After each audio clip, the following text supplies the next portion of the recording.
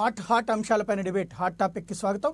ప్రస్తుతం మనతో పాటు ఉంటున్నారు జీవీఎల్ నరసింహారావు గారు, భారతీయ జనతా పార్టీ రాజ్యసభ సభ్యులు. ప్రధానంగా ఈవేళ రాష్ట్రంలో జరుగుతున్నటువంటి పరిణామాలు, అలాగే దేశవ్యాప్త పరిణామాలు, దీంట్లో భారతీయ జనతా పార్టీ అనుసరించబోయేటువంటి వ్యూహాలు, ఇదే ప్రస్తుతం ప్రధానమైనటువంటి చర్చనీయాంశం. ఎస్పెషల్లీ దుబ్బాక ఉప ఎన్నిక తర్వాత ఊపు మీద ఉన్నటువంటి భారతీయ జనతా పార్టీ ఆంధ్రప్రదేశ్లో తిరుపతిని టార్గెట్ చేసుకుంటున్నట్టుగా ప్రకటించింది. తిరుపతి విజయం కోసం అహరహం శ్రమిస్తామంటూ శపథాలు చేస్తోంది. ఇదే సందర్భంలో రాష్ట్రాల ఇన్ఛార్జీల మార్పు, అలాగే భారతీయ జనతా పార్టీకి సంబంధించినటువంటి సరికొత్త వ్యూహాల వ్యవహారం ఎలా ఉండబోతోంది. ఒకవైపున తెలుగుదేశం పార్టీ మళ్ళీ కలవడానికి సిద్ధపడుతూ ఉండటం, ఇంకొక వైపున వైఎస్ఆర్ కాంగ్రెస్ పార్టీతో భారతీయ జనతా పార్టీకి లాలూచి ఉందన్నటువంటి ప్రచారం. అమరావతి విషయంలో డబుల్ స్టాండర్డ్, 3 రాజధానుల విషయంలో 2 స్టాండులు. అసలు a stand correct? Bharatiya Janata party ప్రజలకి అర్థమయ్యేలా చెప్తోందా, లేదంటే అయోమయంలో పడేయాలనుకుంటోందా? ఇదే సందర్భంలో పార్టీలో ఉన్నటువంటి నేతల మధ్య విభేదాలు ఉన్నాయా, లేదంటే కనుక పార్టీకి సంబంధించినటువంటి నేతలు సంయుక్తమైనటువంటి అడుగు వేయడానికి సిద్ధపడుతున్నారా? 1% కూడా ఓట్లు రానటువంటి భారతీయ జనతా పార్టీ ఏ విధంగా ఆంధ్రప్రదేశ్లో పాగా వేయగలను అనుకుంటుంది? ఈ అంశాలకు సంబంధించి అన్ని పార్టీలలో ఉన్నటువంటి అనుమానాలని నివృత్తి చేయడానికి, అదే సందర్భంలో వాస్తవాలని తెలుసుకునేందుకు ప్రస్తుతం జీవీఎల్ నరసింహారావు గారు మనతో పాటు ఉన్నారు. నమస్తే అండి జీవీఎల్ గారు. నమస్తే. ముందుగా సాయి గారు, మీకు ప్రేక్షకులందరికీ కూడా ఈరోజు దీపావళి పర్వదిన సందర్భంగా మీ అందరికీ కూడా శుభాకాంక్షలు. అందరి జీవితాలు ఆనందమయం అవ్వాలని, అందరి జీవితాల్లో వెలుగులు ఈ కొత్త దీపావళి, ఈ సంవత్సర దీపావళి నింపాలని మనం అందరం ప్రార్థిద్దాం. Thank you. ఈవేళ భారతీయ జనతా పార్టీ ఆంధ్రప్రదేశ్లో పూర్తి స్థాయిలో వస్తాము, రేపు పొద్దున అధికారం కోసం ప్రయత్నిస్తామంటోంది. ఎలా సాధ్యం అనుకుంటున్నారు? సాయి గారు, ఏదైనా ముందుగా మరి లక్ష్యం, పెద్ద లక్ష్యంతో పనిచేసేటప్పుడు మరి ఇది ఎంత కష్టం అని ఆలోచించుకుంటూ మరి దాని ప్రయత్నం కూడా చేయకపోవటం మరి చేతగాని వారు చేసే పని. భారతీయ జనతా పార్టీ మరి నరేంద్ర మోదీ గారి నాయకత్వంలో అసాధ్యాన్ని సుసాధ్యం చేసి చూపించాం గతంలో. ఖచ్చితంగా మేము చెప్పే లక్ష్యం ఏదైతే ఉన్నదో అది చాలా కష్టమైన లక్ష్యం అని మాకు తెలుసు. కానీ గతంలో చూసినట్లయితే కొన్ని రాష్ట్రాల్లో మీరు చూసినట్లయితే హర్యానా, త్రిపుర లాంటి రాష్ట్రాల్లో బీజేపీ అసలు ఎక్కడా లేదు. 1% ఓట్లు ఉన్నటువంటి పార్టీ 2014 ముందు వరకు. అటువంటిది మరి 4 సంవత్సరాల 5 సంవత్సరాల వ్యవధిలో అటువంటి రాష్ట్రాల్లోకి అధికారంలోకి వచ్చాము, కష్టపడి మరి పనిచేసి. అలాగే మీరు చూస్తే ఉత్తరప్రదేశ్లో బీజేపీకి 10-15 సీట్ల కంటే, లోక్సభ సీట్ల కంటే రావు అన్న చోట మరి 70కి పైగా లోక్సభ స్థానాలు వరుసగా 2 సార్లు గెలుచుకొని బీజేపీ అంటే ఏంటో సత్తా చూపాం. సో కాబట్టి ఆంధ్రప్రదేశ్ లో కూడా మీరు పాస్ట్ లోకి వెళ్ళి చూస్తే 1998 లోక్సభ ఎన్నికల్లోకి వెళ్తే సంయుక్త ఆంధ్రప్రదేశ్ లో కూడా 18% ఓట్లు గెలిచి 4 లోక్సభ స్థానాలు మా అంతా మేమే గెలుచుకున్నాం. సో కాబట్టి ఈ రోజు మోదీ గారి నాయకత్వంలో కేంద్ర ప్రభుత్వ సారథ్యాన్ని దేశ ప్రజలందరూ కూడా మెచ్చుకుంటున్నారు. ఆంధ్రప్రదేశ్ తో సహా ప్రతి రాష్ట్రంలోనూ బీజేపీ పట్ల, ముఖ్యంగా ప్రధాని నరేంద్ర మోదీ గారి పట్ల మరి ఒక గొప్ప ఆదరణ దేశవ్యాప్తంగా కనిపిస్తోంది. కనుక ఇది బీజేపీని ముందుకు తీసుకువెళ్ళటానికి సరైన సమయం అనుకొని మా వంతు కృషి మేము చేస్తున్నాము. ఆంధ్రప్రదేశ్ లో మరి ఏకపక్షంగా ఎదగటం కష్టం కనుక మరి ఖచ్చితంగా జనసేన తోడుతో కలిసి మనం ప్రయాణం చేస్తే ఖచ్చితంగా 2024 ఎన్నికల్లో లోక్సభ, అసెంబ్లీ 2 ఎన్నికల్లో కూడా బీజేపీ ఒక ప్రత్యామ్నాయ శక్తిగా ఖచ్చితంగా ఎదగలదు అన్న నమ్మకంతో మేము ముందుకెళ్తున్నాం. సుదీర్ఘ రాజకీయ అనుభవం కలిగినటువంటి తెలుగుదేశం పార్టీ, అలాగే దూకుడు అన్నటువంటి వైఎస్ఆర్ కాంగ్రెస్ పార్టీ, రెండిటికి కూడా గ్రౌండ్ బేస్ చాలా స్ట్రాంగ్గా ఉన్నది. అలాంటి సందర్భంలో ఆ రెండింటిని కాదని మీకు ఓటు ఎట్లా వేస్తారనుకుంటున్నారు? సాయి గారు, మనం జర్నలిస్ట్ గా ప్రశ్నించడం మీకు అలవాటైతే మరి రాజకీయ కార్యకర్తలుగా మరి పెద్ద లక్ష్యాలను పెట్టుకొని దాన్ని సాధించటమే రాజకీయ కార్యకర్తల ముందున్నటువంటి లక్ష్యం. చాలా పెద్ద కష్టం. ఏ పార్టీలైనా శాశ్వతం కాదు. వైసీపీ శాశ్వతం కాదు, టీడీపీ శాశ్వతం కాదు. ఇటువంటి అనేక పార్టీలు వచ్చాయి, వెళ్ళాయి. కానీ బీజేపీ క్రమేపీ 1980 నుంచి తన ప్రస్థానాన్ని క్రమేపీ మేము పెంచుకుంటూనే వస్తున్నాము. సో కాబట్టి ఏదో పార్టీ గతంలో బలంగా ఉంది కనుక భవిష్యత్తులో కూడా వారు బలంగా ఉంటారు అనుకోవటం పొరపాటు. అనేక పార్టీలు చెల్లాచెదురైనాయి. ఒకప్పుడు మరి జాతీయ కాంగ్రెస్ గా అన్ని రాష్ట్రాల్లోనూ ఒక వెలిగినటువంటి కాంగ్రెస్ పార్టీ మరి ఏ రకంగా క్రమేపీ కనుమరుగవుతుందో మనం చూస్తున్నాం. అలాగే అనేక పార్టీలు మన పక్క రాష్ట్రంలో ఒడిస్సాలో కాంగ్రెస్ ని 3వ స్థానానికి నెట్టేసి ఇప్పుడు కనీసం కాంగ్రెస్ కనిపించే పరిస్థితి లేదు ఒడిస్సాలో.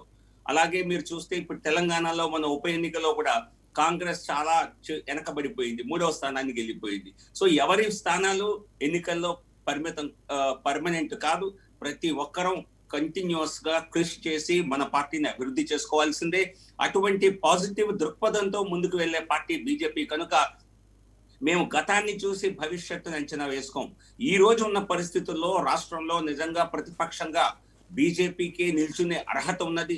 కేవలం ప్రజల మధ్య మరి బీజేపీ, భారతీయ జనతా పార్టీ మాత్రమే కోవిడ్ కష్టకాలంలో కూడా మరి ప్రజలకు చేదోడు వాదోడుగా ఉండి ప్రజల మధ్య తిరిగి మా నాయకులు, కార్యకర్తలు అందరూ కూడా మీరు చూసుంటారు, లాక్డౌన్ విధించిన సమయంలో కూడా మరి ఉన్న పరిమితుల మేరకు విస్తృతంగా అందరితో ప్రజలకి సహాయపడటానికి ప్రయత్నం చేయటం.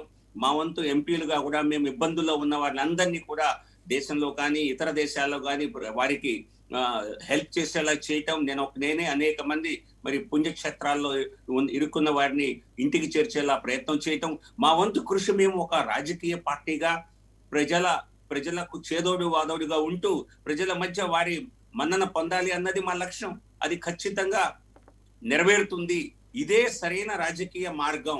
ప్రజలకు మనం సహకారం చేసినప్పుడే, సహాయం చేసినప్పుడే, వారి మధ్య వారితో చేదోడు వాదోడుగా ఉన్నప్పుడే ప్రజలు అభిమానిస్తారు. కానీ మనం రాష్ట్రాన్ని వదిలేసి పూర్తిగా మరి పార్టీ మరి కేవలం వర్చువల్ కాన్ఫరెన్సెస్ కి పరిమితం అయితే ప్రజలు హర్షించరు. అదే పరిస్థితి ఈ రోజు ఆంధ్రప్రదేశ్ లో మీరు చూస్తున్నారు. రైట్. ఈవేళ అకస్మాత్తుగా ఆంధ్రప్రదేశ్కి సంబంధించి, తెలంగాణకి సంబంధించి ఇన్ఛార్జీలు మారారు. దీంట్లో మీరు చెప్పినటువంటి సెక్షన్ ఆఫ్ మీడియా ఒకటి ఫోకస్ చేసింది. సునీల్ దియోదర్కి షాక్ ఇచ్చారు.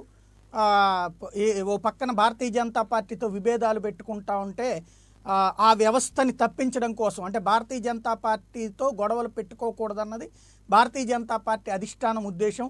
అందుకనే జీవీఎల్ని కంట్రోల్లో పెడుతున్నారు, సోము వీర్రాజుని కంట్రోల్లో పెడుతున్నారు. అట్లాగే వ్యతిరేకంగా ఉన్నటువంటి సునీల్ దియోదర్ని కూడా పక్కన పెట్టేశారు. షాక్ ఇచ్చి ఇప్పుడు కొత్త వాళ్ళని తీసుకొస్తున్నారంటే భారతీయ జనతా పార్టీ అధిష్టానం దృష్టిలో ఇక్కడ తెలుగుదేశంతో కలిసి వెళ్ళేటువంటి అవసరం ఉందని గుర్తించారు అన్నటువంటి ప్రచారాన్ని వెలుగులోకి తీసుకొస్తున్నారు. ఇది నిజమేనా? సాయి గారు, అన్నిటికంటే ముందుగా భారతీయ జనతా పార్టీ అధిష్టానం గుర్తించింది. మరొకసారి మీకు చెప్తాను, మీకు గుర్తుంది, దాదాపుగా 2 నెలల క్రితం ఒకసారి మా జాతీయ అధ్యక్షుడు నడ్డా గారితో ఆంధ్రప్రదేశ్ కి సంబంధించిన నాయకులతో ఒక సమావేశం జరిగింది ఢిల్లీలో.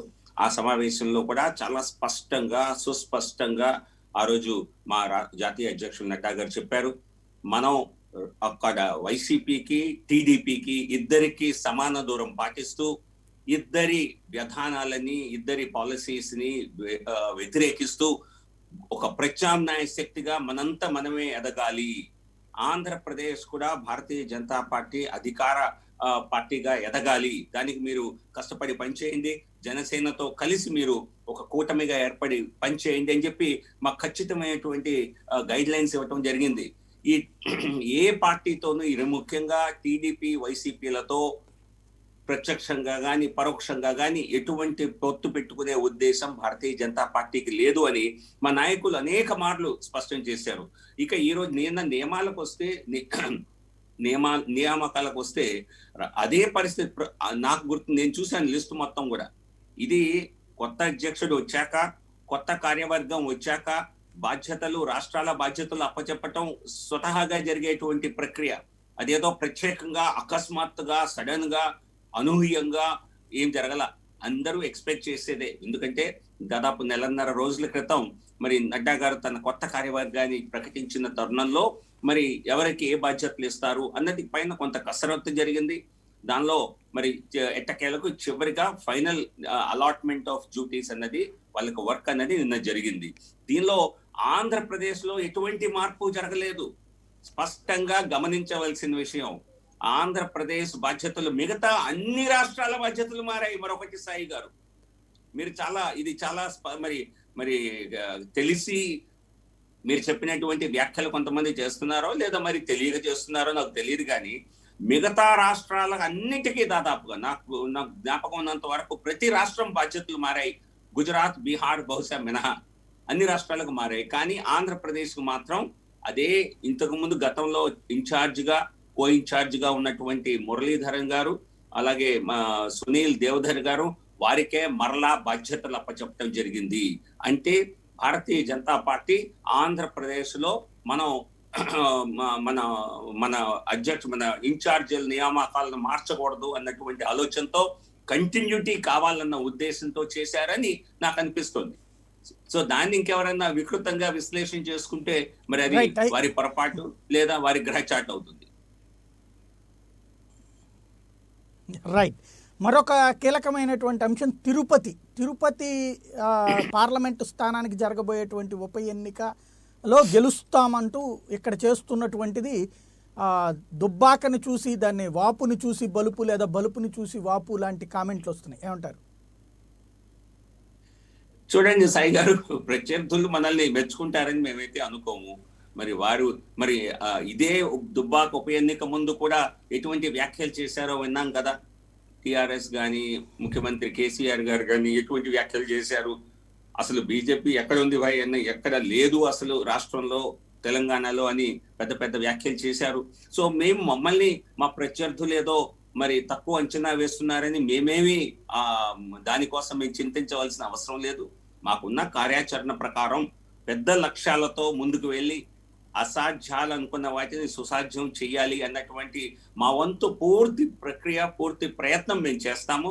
ఆ దిశగానే తిరుపతిలో కూడా మరి ఒక గొప్ప అవకాశాన్ని మేము చూస్తున్నాము. ముందున్న లక్ష్యం చాలా పెద్ద లక్ష్యం అని మాకు తెలుసు. మాకు వేరే వారు చెప్పక్కర్లా. కానీ అటువంటి లక్ష్యాలను కూడా ఛేదించాలి, అటువంటి లక్ష్యాలను కూడా సాధించాలి అన్నటువంటి ఒక సంకల్పంతో ముందుకు వెళ్తున్నాం. మరి అటువంటి సంకల్పం ఇతర పార్టీలో లేనందుకు వారు చింతించాలో, మరి మేము అతిగా ఆశపడుతున్నామని ఆనందించాలో వాళ్ళకే వదిలేద్దాం. వారి గురించి ఆలోచిస్తూ కూర్చుంటే మనం రాజకీయాలు చేయలేం. తిరుపతిలో ఒకవేళ తెలుగుదేశం పార్టీని మీరు కోరడం కానీ, వాళ్ళు మీతో మాట్లాడితే మీరు సిద్ధంగా అవడం కానీ, అంటే ఒకళ్ళు పోటీ నుండి వైదొలగడం, లేదంటే కలిసి పోటీ చేయటం, లేదా మీ అభ్యర్థికి మద్దతు కోరడం లాంటిది ఏమైనా జరుగుతుందా? సాయి గారు, మా అంతా మేమే ప్రతి రాష్ట్రంలోనూ, ఇక్కడ ముఖ్యంగా ఆంధ్రప్రదేశ్లో మాకున్నటువంటి బీజేపీ జనసేనతో కలిసి ముందుకు వెళ్ళాలి అన్నది మేము చేసినటువంటి ఒక నిర్ణయం. ఇది ఒక కూటమిగా వచ్చే ఎన్నికలకు వెళ్తుంది అని చెప్పి మేము స్పష్టంగా చెప్పాము. ఇంతకు మించి ఇంకెవరి ఏ పార్టీతోనూ, అటు వైసీపీ టీడీపీ ఇద్దరితోనూ సమాన దూరాన్ని బీజేపీ పాటిస్తుంది, ఇద్దరిని వ్యతిరేకిస్తుంది. మేము జనసేనతో కలిసి ఈ ఎన్నికల్లో ప్రత్యామ్నాయంగా ప్రయత్నం చేస్తాం. తెలుగుదేశం పార్టీ అధినేత చంద్రబాబు గారు పదే అంటే ఎన్నికల ముందు యాంగిల్ పక్కన పెడితే మోడీ గారిని అభినందించడం, అమిత్ షా గారిని అభినందించడం, నడ్డా గారిని అభినందించడం, మీ పార్టీకి చేరువ కావాలని పదే ప్రయత్నిస్తున్నారు. మీ పార్టీ ఆలోచన ఏంటి? నేను సాయి గారు నీకు స్పష్టంగా చెప్పాను ఇందాకనే, మా జాతీయ నాయకత్వం స్పష్టంగా అనేక సందర్భాల్లో చెప్తుంది, కానీ సమిష్టిగా అందరి మధ్య చెప్పింది. నేను మాట్లాడేటప్పుడు మాకు ఈ వారంలో కూడా నాకు ఇటువంటి స్పష్టమైనటువంటి సంకేతం మా నాయకత్వం నుంచి, కొందరి దగ్గర నుంచి నేను మాట్లాడితే వచ్చింది. దానిలో ఎటువంటి మార్పు లేదు. కానీ ఇది అందరం సమిష్టిగా ఆంధ్రప్రదేశ్ నాయకులందరూ వెళ్ళి కలిసినప్పుడు నడ్డా గారిని దాదాపుగా 2-3 గంటల పాటు కేవలం ఆంధ్రప్రదేశ్ రాజకీయ వ్యవహారాలపైనే చర్చ జరిగినప్పుడు, ఇది కూడా కేవలం 2 నెలల సమయం కిందట స్పష్టమైనటువంటి ఆదేశాలు సందేశం ఇవ్వటం జరిగింది. మనం ఇటు వైసీపీకి అటు టీడీపీకి రెండు పార్టీలని వ్యతిరేకిస్తూ సమాన దూరం పాటిస్తూ మనం ప్రత్యామ్నాయ శక్తిగా జనసేనతో కలిసి ఎదగాలి అన్నది స్పష్టమైనటువంటి సంకేతం. దానిలో ఎటువంటి పునరాలోచనకి అంటే రాజకీయాల్లో శాశ్వత శత్రువులు శాశ్వత మిత్రులు ఉండరంటారు కదా.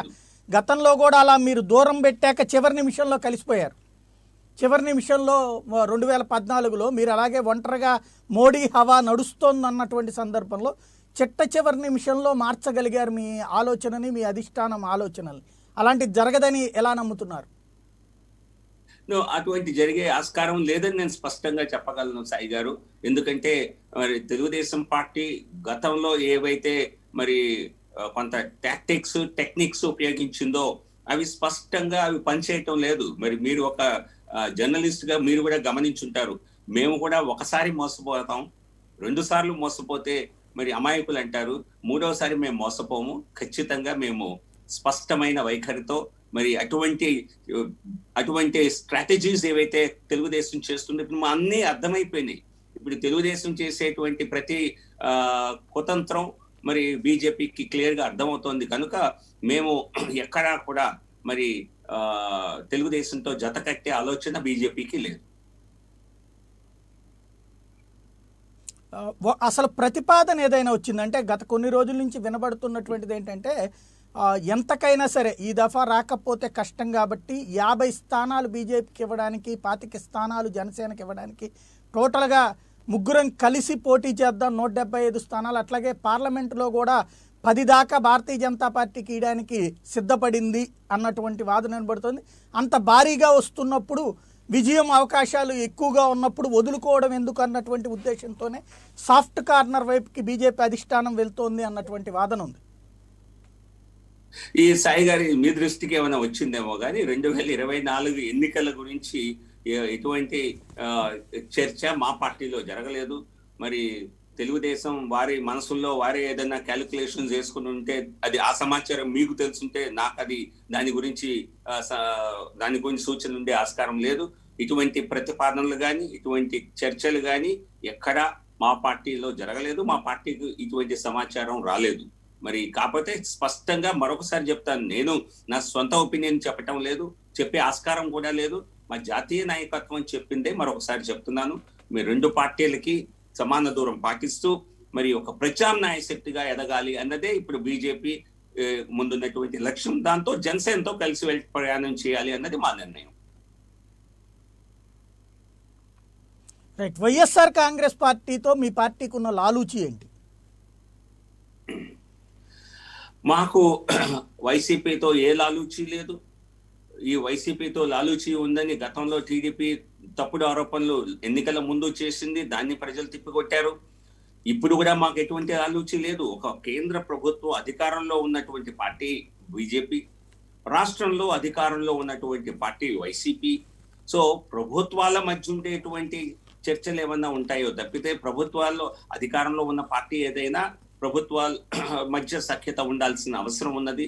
సో అటువంటి సఖ్యత తప్పితే, అటువంటి కోఆర్డినేషన్ తప్పితే మరొక ఎటువంటి రాజకీయ సంబంధం కానీ అనుబంధం కానీ కలిసి పనిచేయాలన్న ఆలోచన కానీ ఎక్కడా లేవు. ఖచ్చితంగా మరి పార్లమెంటులో అన్ని పార్టీల సమర్థన అవసరం కనుక మేము అనేక రాష్ట్రాల్లో, మాకు టిఆర్ఎస్ కూడా అనేక బిల్లుల్లో కేంద్రంలో సపోర్ట్ చేస్తుంది, బిజు జనతాదళ్ సపోర్ట్ చేస్తుంది, ప్రాంతీయ పార్టీలు అనేక పార్టీలు మరి జాతీయ ఇంట్రెస్ట్ లో చేసినటువంటి అనేక చట్టాలకి అనేక బిల్లులు పార్లమెంట్ లోకి వచ్చినప్పుడు వాటిని సమర్థిస్తారు. కానీ దానేదో రాజకీయ సానుకూలత అనుకోవటం లేదా రాజకీయ సాన్నిహిత్యం అనుకోవటం పొరపాటే అవుతుంది. ఎందుకంటే మొన్న మీరు చూశారు కదా తుపాకులో ఏ రకంగా మేము ఫైట్ చేసింది. అంటే బిల్లులకి మద్దతు ఇవ్వడం అనేటువంటి దాంట్లో మీరు అన్నట్టు కరెక్టే, బిల్లులకి మద్దతు ఇవ్వడం అనేది కరెక్ట్. కానీ ఇక్కడ ఒక పార్లమెంటు సీటు, రాజ్యసభ సీట్ అంటే వాళ్ళ ఆషామాషి కాదు. సరే డబ్బులు లెక్క చూస్తే 175 కోట్ల రూపాయలు ఇచ్చేవాళ్ళు ఉన్నారు, 200 కోట్లు ఇచ్చేవాళ్ళు కూడా ఉన్నారు. అలాంటిది అందులో ఇంకోటి పార్టీలకు అదొక ప్రెస్టేజియస్ ఇష్యూ. అట్లాంటి రాజ్యసభ సీటు భారతీయ జనతా పార్టీ సూచించినటువంటి అంబానీ మిత్రుడికి గిఫ్ట్గా ఇచ్చింది వైఎస్ఆర్ కాంగ్రెస్ పార్టీ. ఏ లాలూచి లేకుండా ఇది సాధ్యమవుతుందా? సాయి గారు, ఈ మాట వైసీపీ నాయకులు ఎక్కడైనా ప్రస్తావించారా? ఎక్కడైనా మరి స్పష్టంగా ముఖ్యమంత్రి గారు కానీ ఇంకెవరైనా చెప్పరు కానీ వాళ్ళు. చెప్పారా? లాలూచి ఇది కదా ఎట్లా చెబుతారు? మీడియాలో వచ్చినటువంటి కథనం తప్పితే ఆయన మరి మేము సూచించిన మనిషి అయితే మరి మా పార్టీ అభ్యర్థిగా ఎన్నుకోవాలి కదా. ఆయన బీజేపీ అభ్యర్థిగా ఎన్నికయ్యారా? మాకేం లాభం వైసీపీ అభ్యర్థి అయితే. రాష్ట్రంలో మరి ఆయన అంతకు ముందు 2 పర్యాయాలు కూడా మరి రాజ్యసభలో ఉండటం జరిగింది. ఆ రాజ్యసభలో ఉన్న పరిమల్ నత్వానీకి మా గురించి మీరు మాట్లాడుతున్నారు. పరిమల్ గారు ఇంతకు ముందు జార్ఖండ్ నుంచి 2 సార్లు ఇండిపెండెంట్ అభ్యర్థిగా గెలిచారు. మరి ఆయన టర్మ్ అయిపోతున్న నేపథ్యంలో ఆయన అన్ని రాష్ట్రాల్లో ప్రయత్నం చేస్తుంటారు, ఎక్కడెక్కడ మనం రాజ్యసభకు మళ్ళీ వచ్చే అవకాశం ఉన్నది అన్నది. ఎందుకంటే అది ఒక మంచి అవకాశం కనుక మరి ఖచ్చితంగా మరి వైసీపీ కూడా ఒక పెద్ద ఇండస్ట్రియల్ సంస్థ, రిలయన్స్ లాంటి సంస్థ వారికి ఇస్తే మనకు పెట్టుబడుల రూపంలో రాష్ట్రానికి లాభం వస్తుంది అని తీసుకున్నారని వారే చెప్పారు పబ్లిక్ గా. మరి అటు వైసీపీ నాయకులు ప్రెస్ కాన్ఫరెన్స్ లో చెప్పిన మాటలు మీకు నేను చెప్తున్నాను. అంతేగాని బీజేపీ తరఫున ఇచ్చేట్టుగా ఉంటే మేము బీజేపీ తరఫునే ఎలక్ట్ చేసుకునే వాళ్ళం, మాకు సంఖ్యాబలం పెరిగేది కదా. సో కాబట్టి ఇది ఒక విశ్లేషణ తప్పితే వాస్తవం కాదు. అంటే భారతీయ జనతా పార్టీ ప్రపోజల్ అయితే చేయలేదా నత్వానీది? నాకు లేదు, ఖచ్చితంగా ఇది బీజేపీ ప్రపోజల్ కాదు. కాకపోతే బీజేపీని కూడా ఆయన అనేక సందర్భాల్లో మరి ఇండిపెండెంట్ అభ్యర్థిగా ఉన్న తరుణంలో అనేక మార్లు మాకు సహకరించిన ఓట్ల రూపంలో బిల్లుల రూపంలో సహకరించిన మాట వాస్తవమే. కానీ మా తరఫునే మాకు గనక టికెట్ ఇచ్చినట్టుంటే ఖచ్చితంగా మేము బీజేపీ ఎంపీగా ఎన్నుకునే వాళ్ళం. సో మేమెందుకు వేరే పార్టీ సింబల్ కోరుకుంటాం?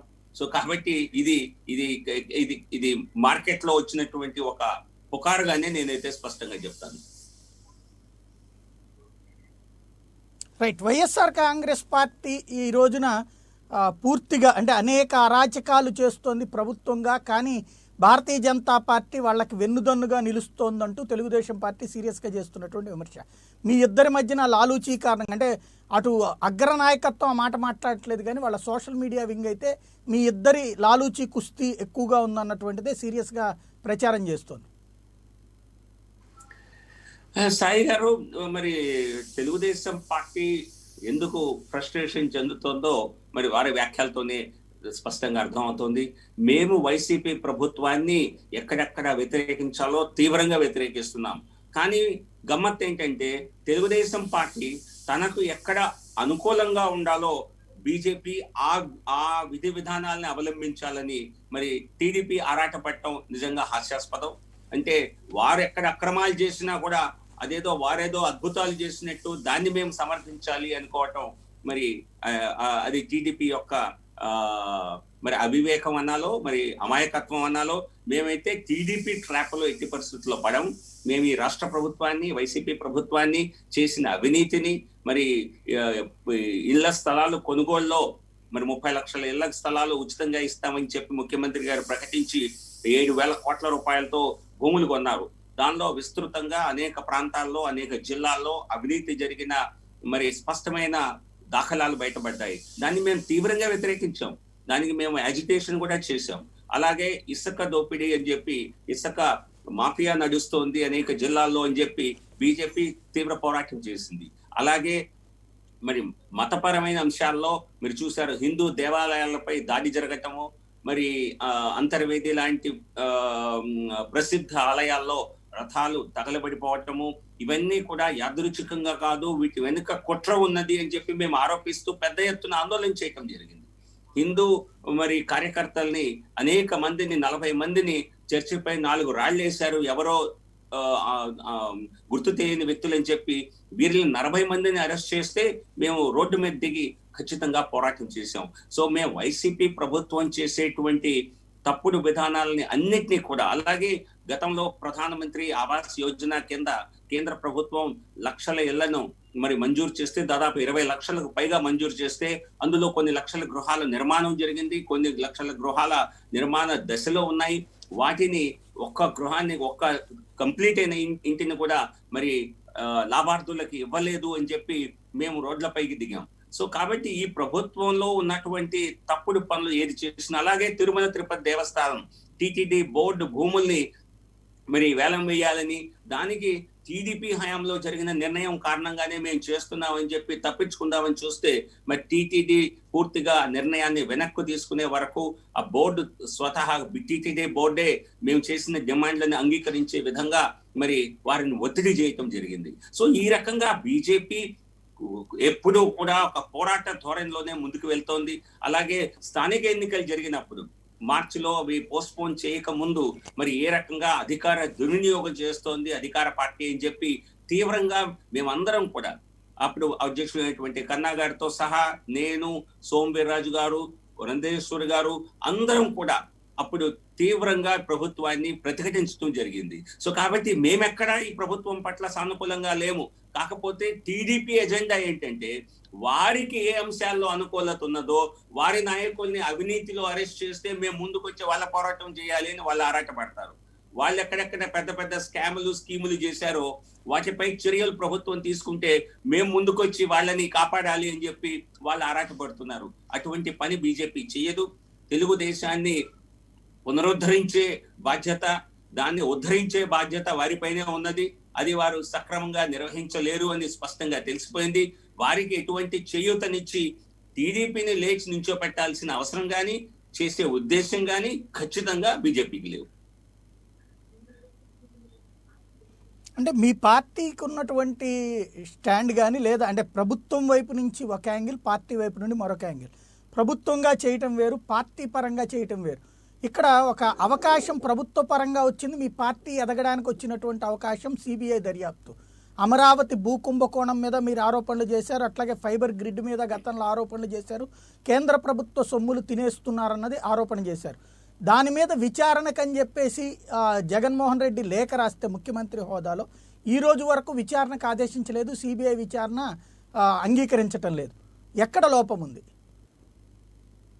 సాయి గారు, అసలు లోపం అమరావతిలో కదా ఉంది. అసలు లోపం ఉన్నది అధికార ప్రభుత్వంలో కదా. వైసీపీ ప్రభుత్వానికి పూర్తి స్థాయి అధికారం ఉన్నది. అది పూర్తి మెజారిటీతో, అత్యద్భుత మెజారిటీతో ఉన్న ప్రభుత్వం. ఆ ప్రభుత్వంలో పోలీస్ యంత్రాంగం లేదా? వారు ఎంక్వైరీ ఇన్వెస్టిగేషన్ చేసే అధికారాలు వారికి లేవా? వారు పూర్తిగా మేము స్టడీ చేశాము, మొత్తం రెవెన్యూ రికార్డ్స్ అన్ని రాష్ట్ర ప్రభుత్వ పరిధిలోనే ఉంటాయి. సో మీరు చెప్పే అమరావతి కానివ్వండి, ఈవెన్ ఫైబర్ గ్రిడ్ లో కానివ్వండి, అన్ని అంశాలు వారి దగ్గర ఉన్నాయి. మరి ఇన్వెస్టిగేషన్ ముందు సిఐడికి అప్పచెప్పామన్నారు, దానిలో ఇన్వెస్టిగేషన్ చేసి మొత్తం వివరాలు సిబిఐకి. అంటే మీరు పోస్ట్ ఆఫీస్ లాగా రాష్ట్ర ప్రభుత్వం పనిచేయాలనుకుంటుందా? మరి అక్రమాలు చేశారు అని వీరందరూ చేశారని తెలిసినప్పుడు వారిపై చర్యలు రాష్ట్ర ప్రభుత్వం తీసుకుంటే ఎవరడ్డొచ్చారు? అంటే కేవలం సిబిఐకి అప్పచెప్పేశామన్న ఒక మాట చెప్పేసి దాని నుంచి మనం బాధ్యత నుంచి తప్పించుకోవచ్చనే, లేకపోతే కేంద్రం పైన నెట్టేద్దాం రేపేదన్నా అరెస్ట్ జరిగితే అనే ఆ బాధ్యత మీరెందుకు తీసుకోకూడదు? మీకు ప్రజలు అధికారం ఇచ్చింది దేనికి? పుస్తకాలు ప్రచురించారు మీరు, అవినీతి జరిగిందని. ఆ అవినీతి జరిగిందని నేను అప్పుడు చెప్పాను, అమరావతిలో కానివ్వండి, ఇతర అంశాల్లో. ఇప్పుడు చెప్తున్నాం అవినీతి జరిగింది ఖచ్చితంగా అని. కానీ మీ చేతుల్లో ఉన్నటువంటి అంశాన్ని మీరు కేంద్రానికి మేము ఇచ్చేసాము అని చెప్పి చేతులు దులుపుకునే ప్రక్రియ మాకు ప్రజలు ఆంధ్రప్రదేశ్లో అధికారం ఇవ్వలేదు. మాకు అధికారం ఇవ్వలేదు. మాకు 1% ఓట్లు మాత్రమే వచ్చాయని మీకు తెలుసు, మీరే చెప్తున్నారు. సో మరి అధికారం ఉన్నటువంటి ప్రభుత్వం, పూర్తి పోలీస్ యంత్రాంగం మీ చేతిలో ఉండి, మీ దగ్గర వాస్తవాలు, మీ దగ్గర పూర్తి సమాచారం ఉండి అక్రమాలను వెలికి తీయకపోవటంలో మీ వైసీపీ ప్రభుత్వంలో ఉన్నటువంటి ఉద్దేశం ఏమిటి? వైసీపీ ప్రభుత్వం కూడా కావాలని మరి అక్రమార్కుల్ని మరి బచాయించాలని, వారిని సేవ్ చేయాలని చెప్పి మరి డొంక తిరుగుడు వ్యవహారాలు ఏమన్నా నడుపుతోందా? సిబిఐ చేయవసరలా, సిఐడి చేసి వాస్తవాలు ముందు పెడితే అంటే ఎవరు. విచిత్రమైంది ఏంటంటే ఇద్దరు కూడా దొంగ ఎవరో చెప్పారు, దొంగ ఎదురుగుండా ఉన్నారని చెప్తున్నారు. కానీ మీరు అరెస్ట్ చేయండి అంటే మీరు అరెస్ట్ చేయండి అని జ్యూరిస్డిక్షన్ పాయింట్స్ చెప్పుకుంటున్నారు. ఎందుకు అంత భయం? చంద్రబాబు జోలికి వెళ్తే మీకు ఏదన్నా అవుతుందని భయమా? ఈ ప్రశ్న మీరు వైసీపీ వాళ్ళని అడగాలి. మాకు ఎవడంటే భయం లేదు. మమ్మల్ని చూసి చాలా మంది అనవసరంగా భయపడుతున్నారు. తప్పు చేసిన వాళ్ళు సిబిఐ దర్యాప్తు. ఇక్కడ దీంట్లో ఒక చిన్న లాజిక్ ఉందండి. అది కాదండి, ఇక్కడ దీంట్లో అమరావతిలో కుంభకోణంలో కానీ మిగతా కుంభకోణంలో కానీ నిందితులైన వాళ్ళు లేదా ఈ భూములు కొనుక్కున్నటువంటి వాళ్ళు, ఆరోపణలు ఎదుర్కొంటున్నటువంటి వాళ్ళు, అవినీతికి పాల్పడ్డటువంటి వాళ్ళు ఇతర రాష్ట్రాల్లో ఉన్నారు, విదేశాల్లో కూడా ఉన్నారు. వాళ్ళందరినీ పట్టుకురావాలి అంటే, అలాగే కేంద్ర ప్రభుత్వం దగ్గర డాక్యుమెంట్లు అడిగి తీసుకోవాలి. ఇది సిఐడి వల్ల కాదు, అది ఖచ్చితంగా సిబిఐ రేంజ్లో అయితే మాత్రమే సాధ్యమవుతుంది. మంచి అవకాశం మీ చేతికి వచ్చినప్పుడు వదిలేయడం అంటే, చంద్రబాబుతో మీరు లాలూచి అన్నయ్య ఉండాలి, వైఎస్ఈపీ వాళ్ళతో కలిసి వాళ్ళ మీద తోసేసి మనకెందుకు లేని వదిలేసుకోవడానికన్నా అయి ఉండాలి. ఇది పూర్తిగా అవాస్తవం. దీన్ని మీరు ఈ ఆరోపణ ఖచ్చితంగా నేను తప్పని చెప్తాను. ఎందుకంటే అమరావతి మేము అనేక మార్లు చెప్పాం కదా, రాష్ట్ర పరిధిలోని అంశం, రాష్ట్ర రాజధాని అన్నది. అందులో భూములు అన్నది ల్యాండ్ స్టేట్ సబ్జెక్ట్. అది స్టేట్ సబ్జెక్ట్ లో ల్యాండ్ లో మీరు ఇన్సైడర్ ట్రేడింగ్ జరిగిందని మీరు ఆరోపణ చేస్తున్నారు. జరిగితే కేసులు పెట్టండి. మీరు ఎఫ్ఐఆర్లు ఎందుకు నమోదు చేయలేదు సంబంధిత వ్యక్తుల పైన? చేస్తుంటే వారిపైన తదుపరి చర్యలు ఎందుకు చేయలేదు? అవన్నీ చేయకుండా కేంద్రం వాళ్ళు ఏ రాష్ట్రంలో ఉన్నా కొనుగోలు చేసిన వాళ్ళు ఎక్కువ మంది అక్కడే ఉన్నారు, బయట ఎక్కడా లేరు. కొద్దిమంది బయట ఉంటే మరి వారికి దానికి కావాల్సినటువంటి ప్రక్రియ చేయండి. మీరు కావాల్సి వచ్చినప్పుడు కేంద్ర ప్రభుత్వ సంస్థల సహాయాన్ని కోరచ్చు, ఇతర దేశాల్లో ఉన్న వాళ్ళని ఏదైనా ప్రాసిక్యూట్ చేయాలంటే. కానీ అసలు మొదలే పెట్టకుండా, చర్యలు తీసుకోకుండా, సో ఖచ్చితంగా మరి వైసీపీ ప్రభుత్వం కూడా ఎక్కడన్నా మరి జంకుతోందా అంటే, మనం ఆరోపణలు చేశాము, ఆరోపణలకు తగ్గ ఆధారాలు సేకరించాం, కానీ అరెస్ట్ చేస్తే ఏదన్నా ఇబ్బంది వస్తుందా, ఏదన్నా మరి పొలిటికల్ గా లాభిస్తామా, నష్టపోతామా అన్నటువంటి ఒక అంచనాలు వేసుకున్నట్టు కనిపిస్తుంది తప్పితే, ప్రజలు నేను స్పష్టంగా చెప్తున్నాను ఈ ప్రభుత్వానికి, ఎవరు అవినీతి చేసినా ప్రభుత్వాలు వారిని శిక్షిస్తేనే ప్రజలు హర్షిస్తారు. సో కాబట్టి ఈ రకంగా మేము సిబిఐ దగ్గర 100 కేసులు 1000 కేసులు ఉన్నాయి. సిబిఐ దగ్గర అంత సమయం, మీ దగ్గర సమయమే, పూర్తి సమయం మీకు ఈ కేసుల కోసమే ఉన్నది.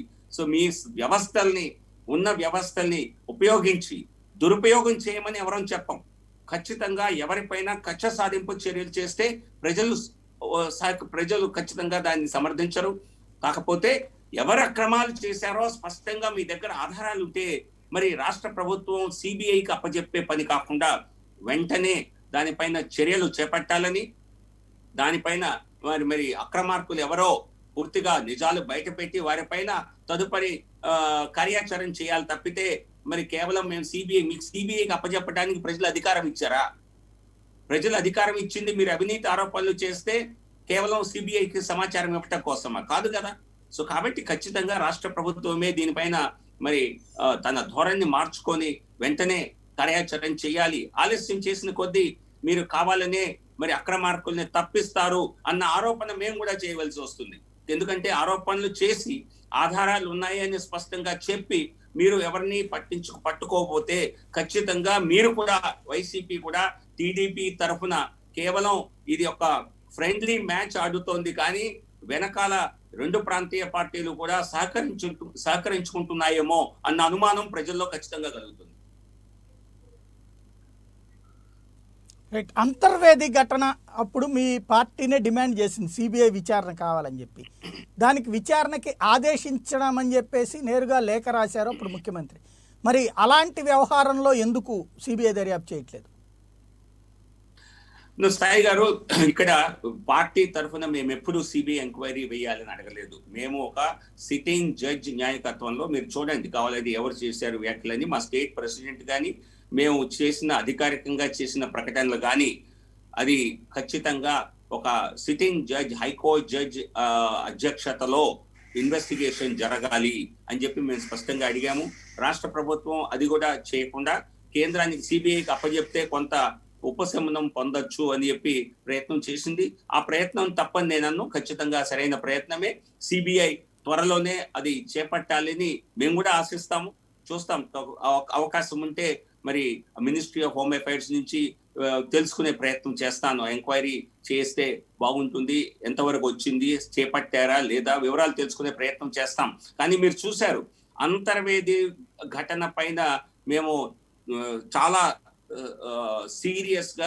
సివియర్ గా పోరాటం చేసిన తర్వాత ఇటువంటి అటాక్స్ తగ్గాయి. మీరు చూసారో లేదో, ఆ కొద్దిగా 4-5 రోజుల పాటు ఏదో 1-2 చోట్ల విగ్రహాలని మరి నష్ట చేసినట్టు కనిపించింది, కానీ ఆ తర్వాత అటువంటి ధోరణులు విస్తృతంగా తగ్గాయి. అంటే హిందువుల ఆగ్రహం కట్టలు తెంచుకుంటే గాని ఈ ప్రభుత్వం, ఈ పోలీసులు యంత్రాంగం పని చేయదా?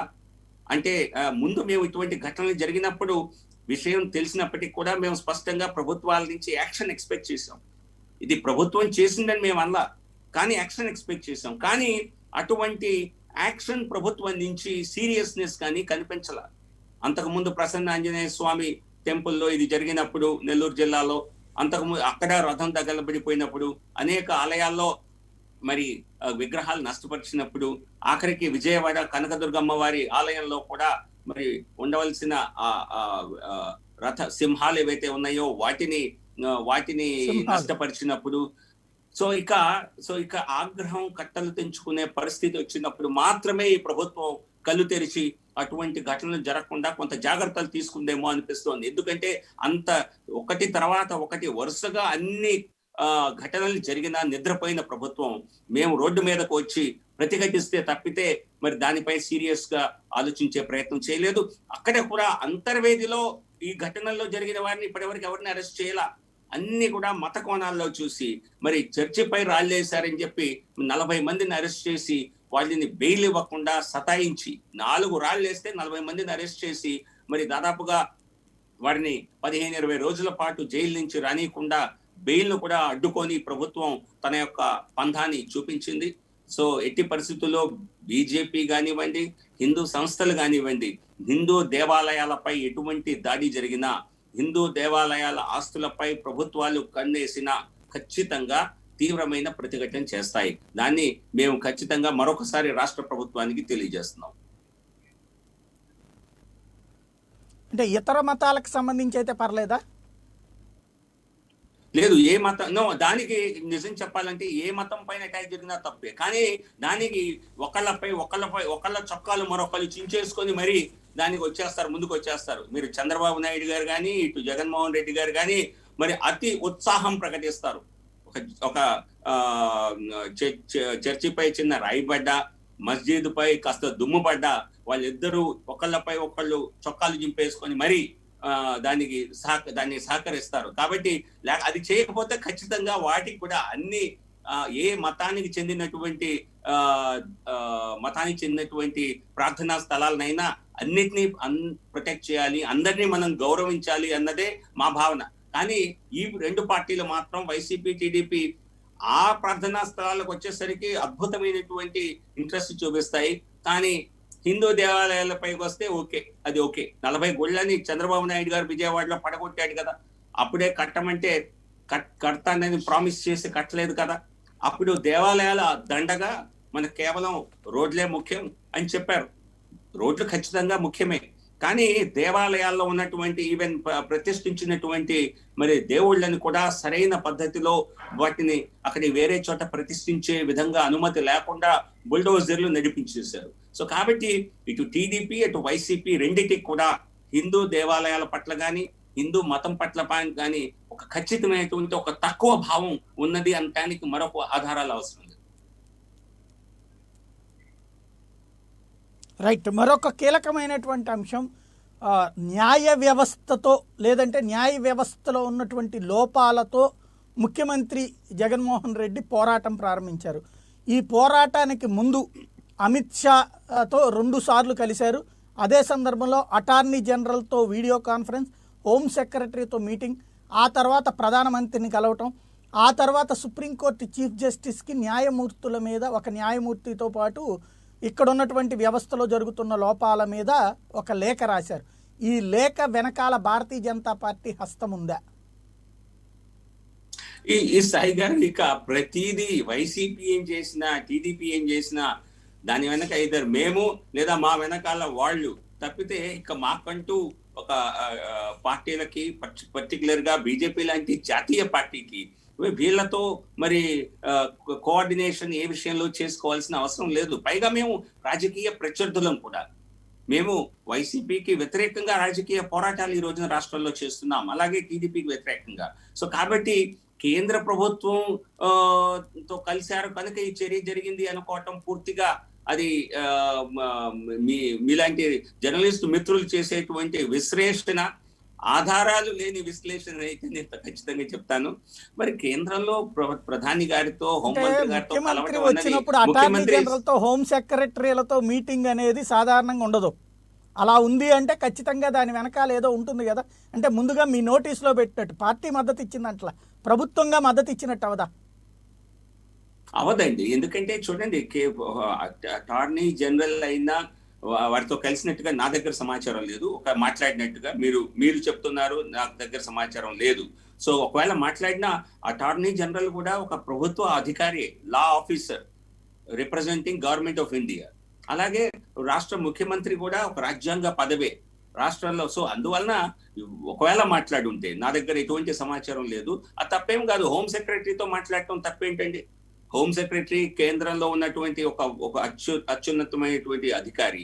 అది కూడా నేను మీ దగ్గర వింటున్నాను. నాకు తెలిసి ప్రధాని గారితో ఒకసారి, అమిత్ షా గారితో ఒకసారి భేటీ అయినట్లుగా అందరికీ తెలిసిన విషయమే అది. దానిలో అది అనేక విషయాలు, రాష్ట్రానికి సంబంధించిన అంశాలపై చర్చ కోసమే కలిసామని ముఖ్యమంత్రి గారు చెప్పటం, మరి ఆ అంశాలపై తర్వాత కొంత యాక్షన్ కూడా జరగటం మనం చూసాం. సో కాబట్టి ఇది ప్రభుత్వాల మధ్య జరిగే భేటీని వారు చేసేటువంటి ప్రతి నిర్ణయంతోనూ కలిసి ముడిపెట్టడం అన్నది, మరి ఇది కేవలం ఒక తాత్కాలికమైనటువంటి అనుకోని సంఘటనగానే చూడాలి తప్పితే దీనిలో ఏదో కోఆర్డినేటెడ్ యాక్షన్ గా చూసే అవకాశం లేదు. అయితే దీంట్లో ఈ అనుమానాన్ని ప్రధానంగా వ్యక్తం చేసింది తెలుగుదేశం. అధిష్టానం వైపు నుంచి మాట్లాడలేదు, కానీ వాళ్ళ అధికార ప్రతినిధులు ఫోకస్ చేస్తోంది ఏంటంటే భారతీయ జనతా పార్టీకి అనుకూలంగా ఉండేటువంటి సుప్రీంకోర్టు న్యాయమూర్తి జస్టిస్ లలిత్ 3వ స్థానంలో ఉన్నారు. ఆయన్ని చీఫ్ జస్టిస్గా చేయడం కోసం, జస్టిస్ రమణ గారిని అటాక్ చేయడం కోసం బీజేపీ జగన్ అస్త్రాన్ని వదులుతోంది న్యాయ వ్యవస్థ మీద అన్నటువంటిది వాళ్ళు ఆరోపిస్తున్నారు. సాయి గారు మన్నించాలి, నేను ఈ సుప్రీం కోర్టు వ్యవహారాలపై, న్యాయమూర్తులపై ఎటువంటి రాజకీయ స్టేట్మెంట్ కానీ, రాజకీయ ప్రతిక్రియ కానీ ఇవ్వటం సరైనటువంటిది కాదు. సో మీరు చెప్పినట్టుగా సోషల్ మీడియాలో అనేక రకమైనటువంటి చర్చలు, అనేక రకమైన ఆరోపణలు జరుగుతాయి. కొన్నిటికైతే అసలు ఎక్కడ తలా తోకా లేకుండా కూడా మాట్లాడుతుంటారు. సో కాబట్టి వాటిని మనం పెద్ద సీరియస్ గా తీసుకోలేము. నేను ఒక పార్టీ సభ్యుడిగా ఉన్నాను, నేను వేరే పార్టీ హోదాలో లేని ఈ రోజు పార్టీ ఎంపీగా ఉన్నాను. పార్టీ ఆంధ్రప్రదేశ్ వ్యవహారాల్లో మా పార్టీ ఇచ్చిన ఆదేశాల మేరకు చురుగ్గా ఉంటాను. సో కాబట్టి ఇటువంటి కోర్టు విషయాల్లో, అందులో ప్రధానంగా సుప్రీం కోర్టు న్యాయమూర్తుల విషయంలో ఇటువంటి రాజకీయ వ్యాఖ్య చేయటం సరైంది కాదు అన్నది నా ఉద్దేశం. రైట్. అసలు ఒక ముఖ్యమంత్రి న్యాయ వ్యవస్థలో లోపాల మీద లేఖ రాయడాన్ని మీ పార్టీ ఏ కోణంలో చూస్తుంది? ఎందుకంటే మీ పార్టీ సైలెంట్గా ఉంది ఈ వ్యవహారంలో. సాయి గారు, ఇందులో మీరు చెప్పింది కరెక్ట్. మేము సైలెంట్ గా ఉన్నాం, దానికి మేము చర్చించుకొని కూడా ఉన్నాం. ఎందుకంటే ఒక బాధ్యతాయుతంగా మేము వ్యవహరించాలి అన్న విషయంలో మేము దీనిపైన రాజకీయ వ్యాఖ్యలు చేయలేదు. కాకపోతే ఇది ప్రభుత్వాలకు సంబంధించిన అంశం. ఒక ముఖ్యమంత్రి తనకున్నటువంటి, అది కూడా రాజ్యాంగ పదవే, లేఖ అటార్నీ జనరల్ ఒపీనియన్నే మనం ఇక్కడ గమనించాలి తప్పితే దీనిలో నేను బీజేపీ తరఫున ఏదో రాజకీయ వ్యాఖ్య చేసేటువంటి అవకాశం కానీ, బీజేపీ తరఫున ఈ విషయంలో ఎటువంటి ప్రతిక్రియ లేదు. కాబట్టి దాన్ని మళ్ళీ నేను చెప్పే అవకాశం కూడా లేదు. సో ఖచ్చితంగా అటార్నీ జనరల్ ఏం చెప్పారు, ఏ న్యాయమూర్తికి లేఖ రాయటం, న్యాయమూర్తి విషయంలో చీఫ్ జస్టిస్ కి లేఖ రాయటం అన్నది అది తప్పు కాదు అన్నట్టుగానే అటార్నీ జనరల్ చెప్పారు.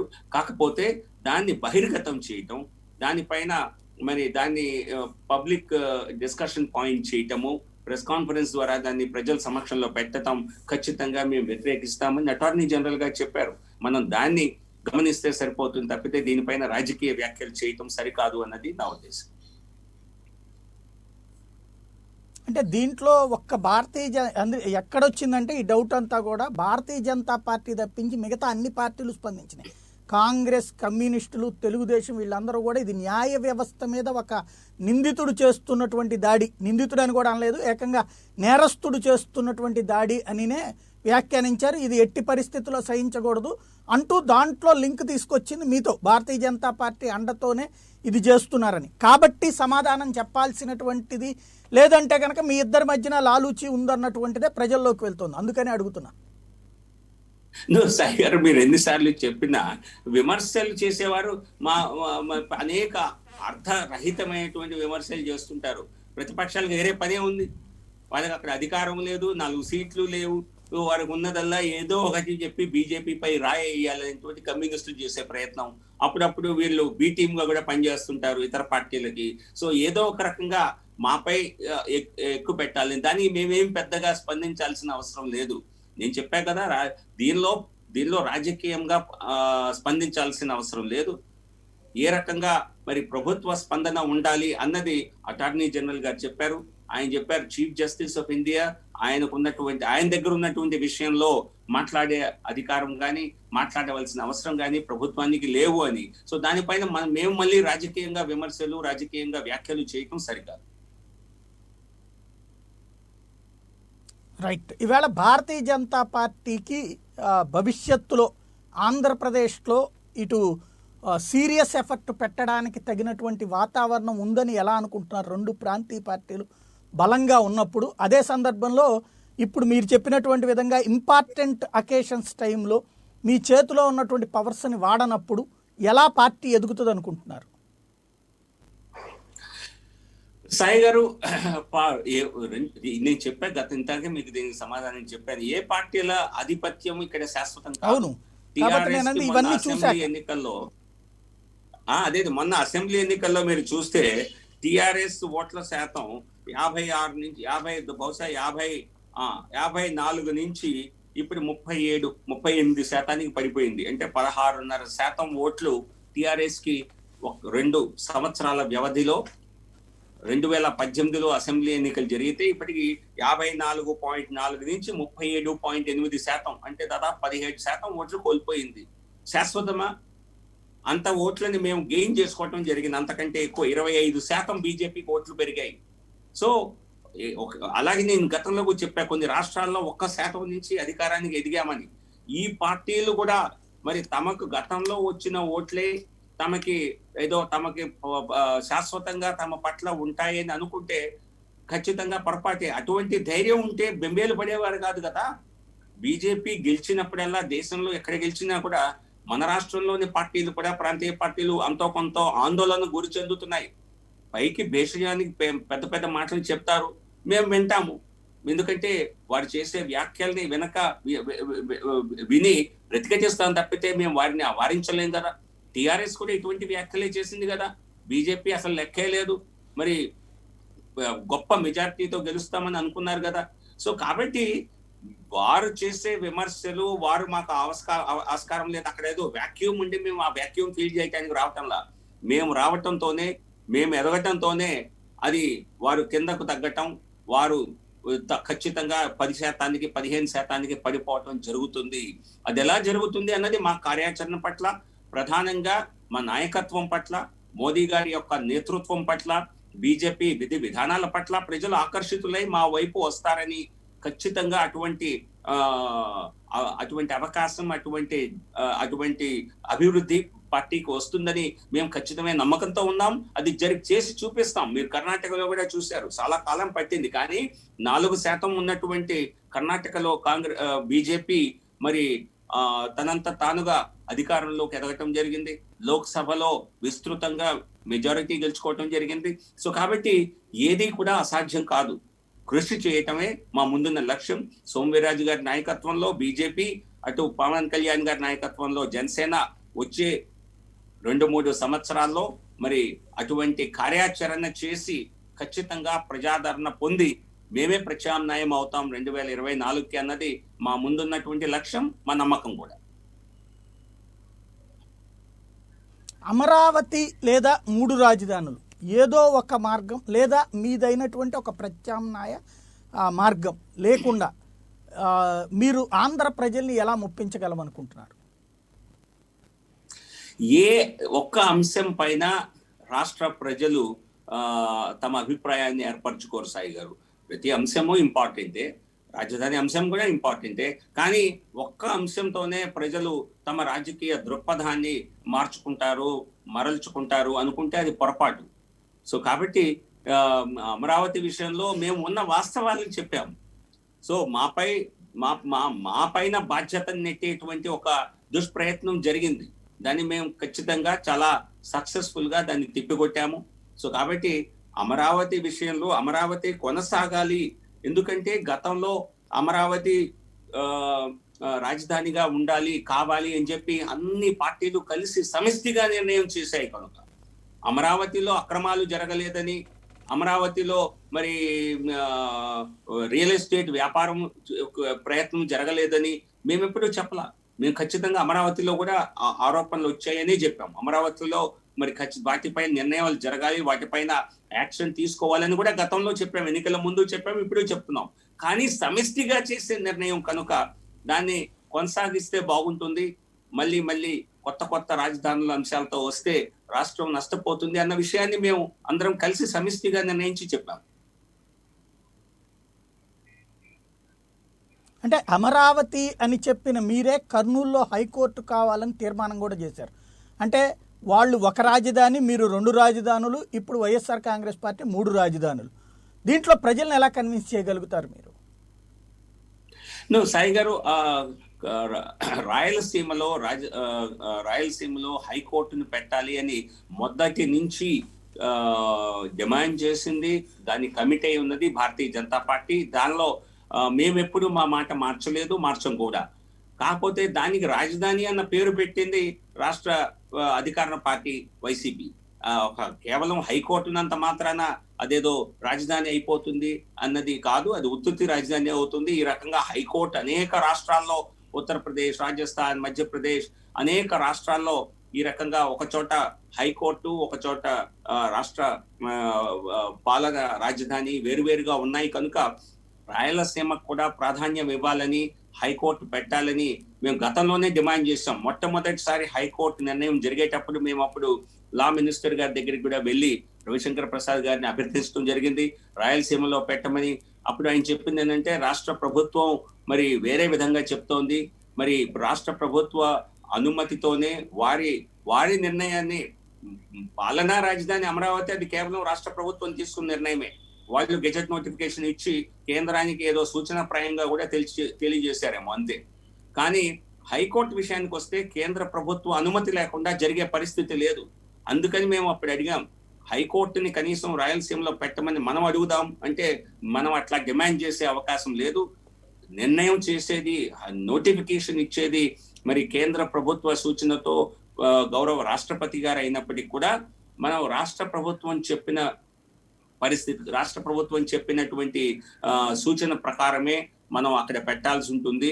కాబట్టి అందుకని అమరావతిలోనే అప్పుడు హైకోర్టుని పెట్టడం జరిగింది. మీరు కావాలంటే రాజకీయంగా పోరాటం చేసుకోండి, రాజకీయంగా డిమాండ్ చేయండి, కానీ రాష్ట్ర ప్రభుత్వ సూచన ప్రకారమే మనం వెళ్ళాలి తప్పితే మనం సొంతగా మనం రాయలసీమలో పెట్టలేము అని చెప్పి ఆయన మాకు నచ్చ చెప్పడం జరిగింది. సో కాబట్టి అప్పటికీ మేము ప్రయత్నం చేసాం, అవలేదు. సో కాకపోతే అప్పుడు పొలిటికల్ గా డిమాండ్ చేశాం ఇదే విషయాన్ని. టీడీపీ ముఖ్యమంత్రిగా ఉన్న, రాష్ట్ర ముఖ్యమంత్రిగా ఉన్న చంద్రబాబు నాయుడు గారిని అడిగాం, కానీ ఆయన కాదు అన్ని ఇక్కడే ఉండాలి అని చెప్పి అక్కడే పెట్టాలని నిర్ణయం చేసుకున్నాం. అమరావతిలోనే హైకోర్టు నిర్ణయం జరిగిపోయింది. సో అది గతంలో జరిగిన ప్రక్రియ.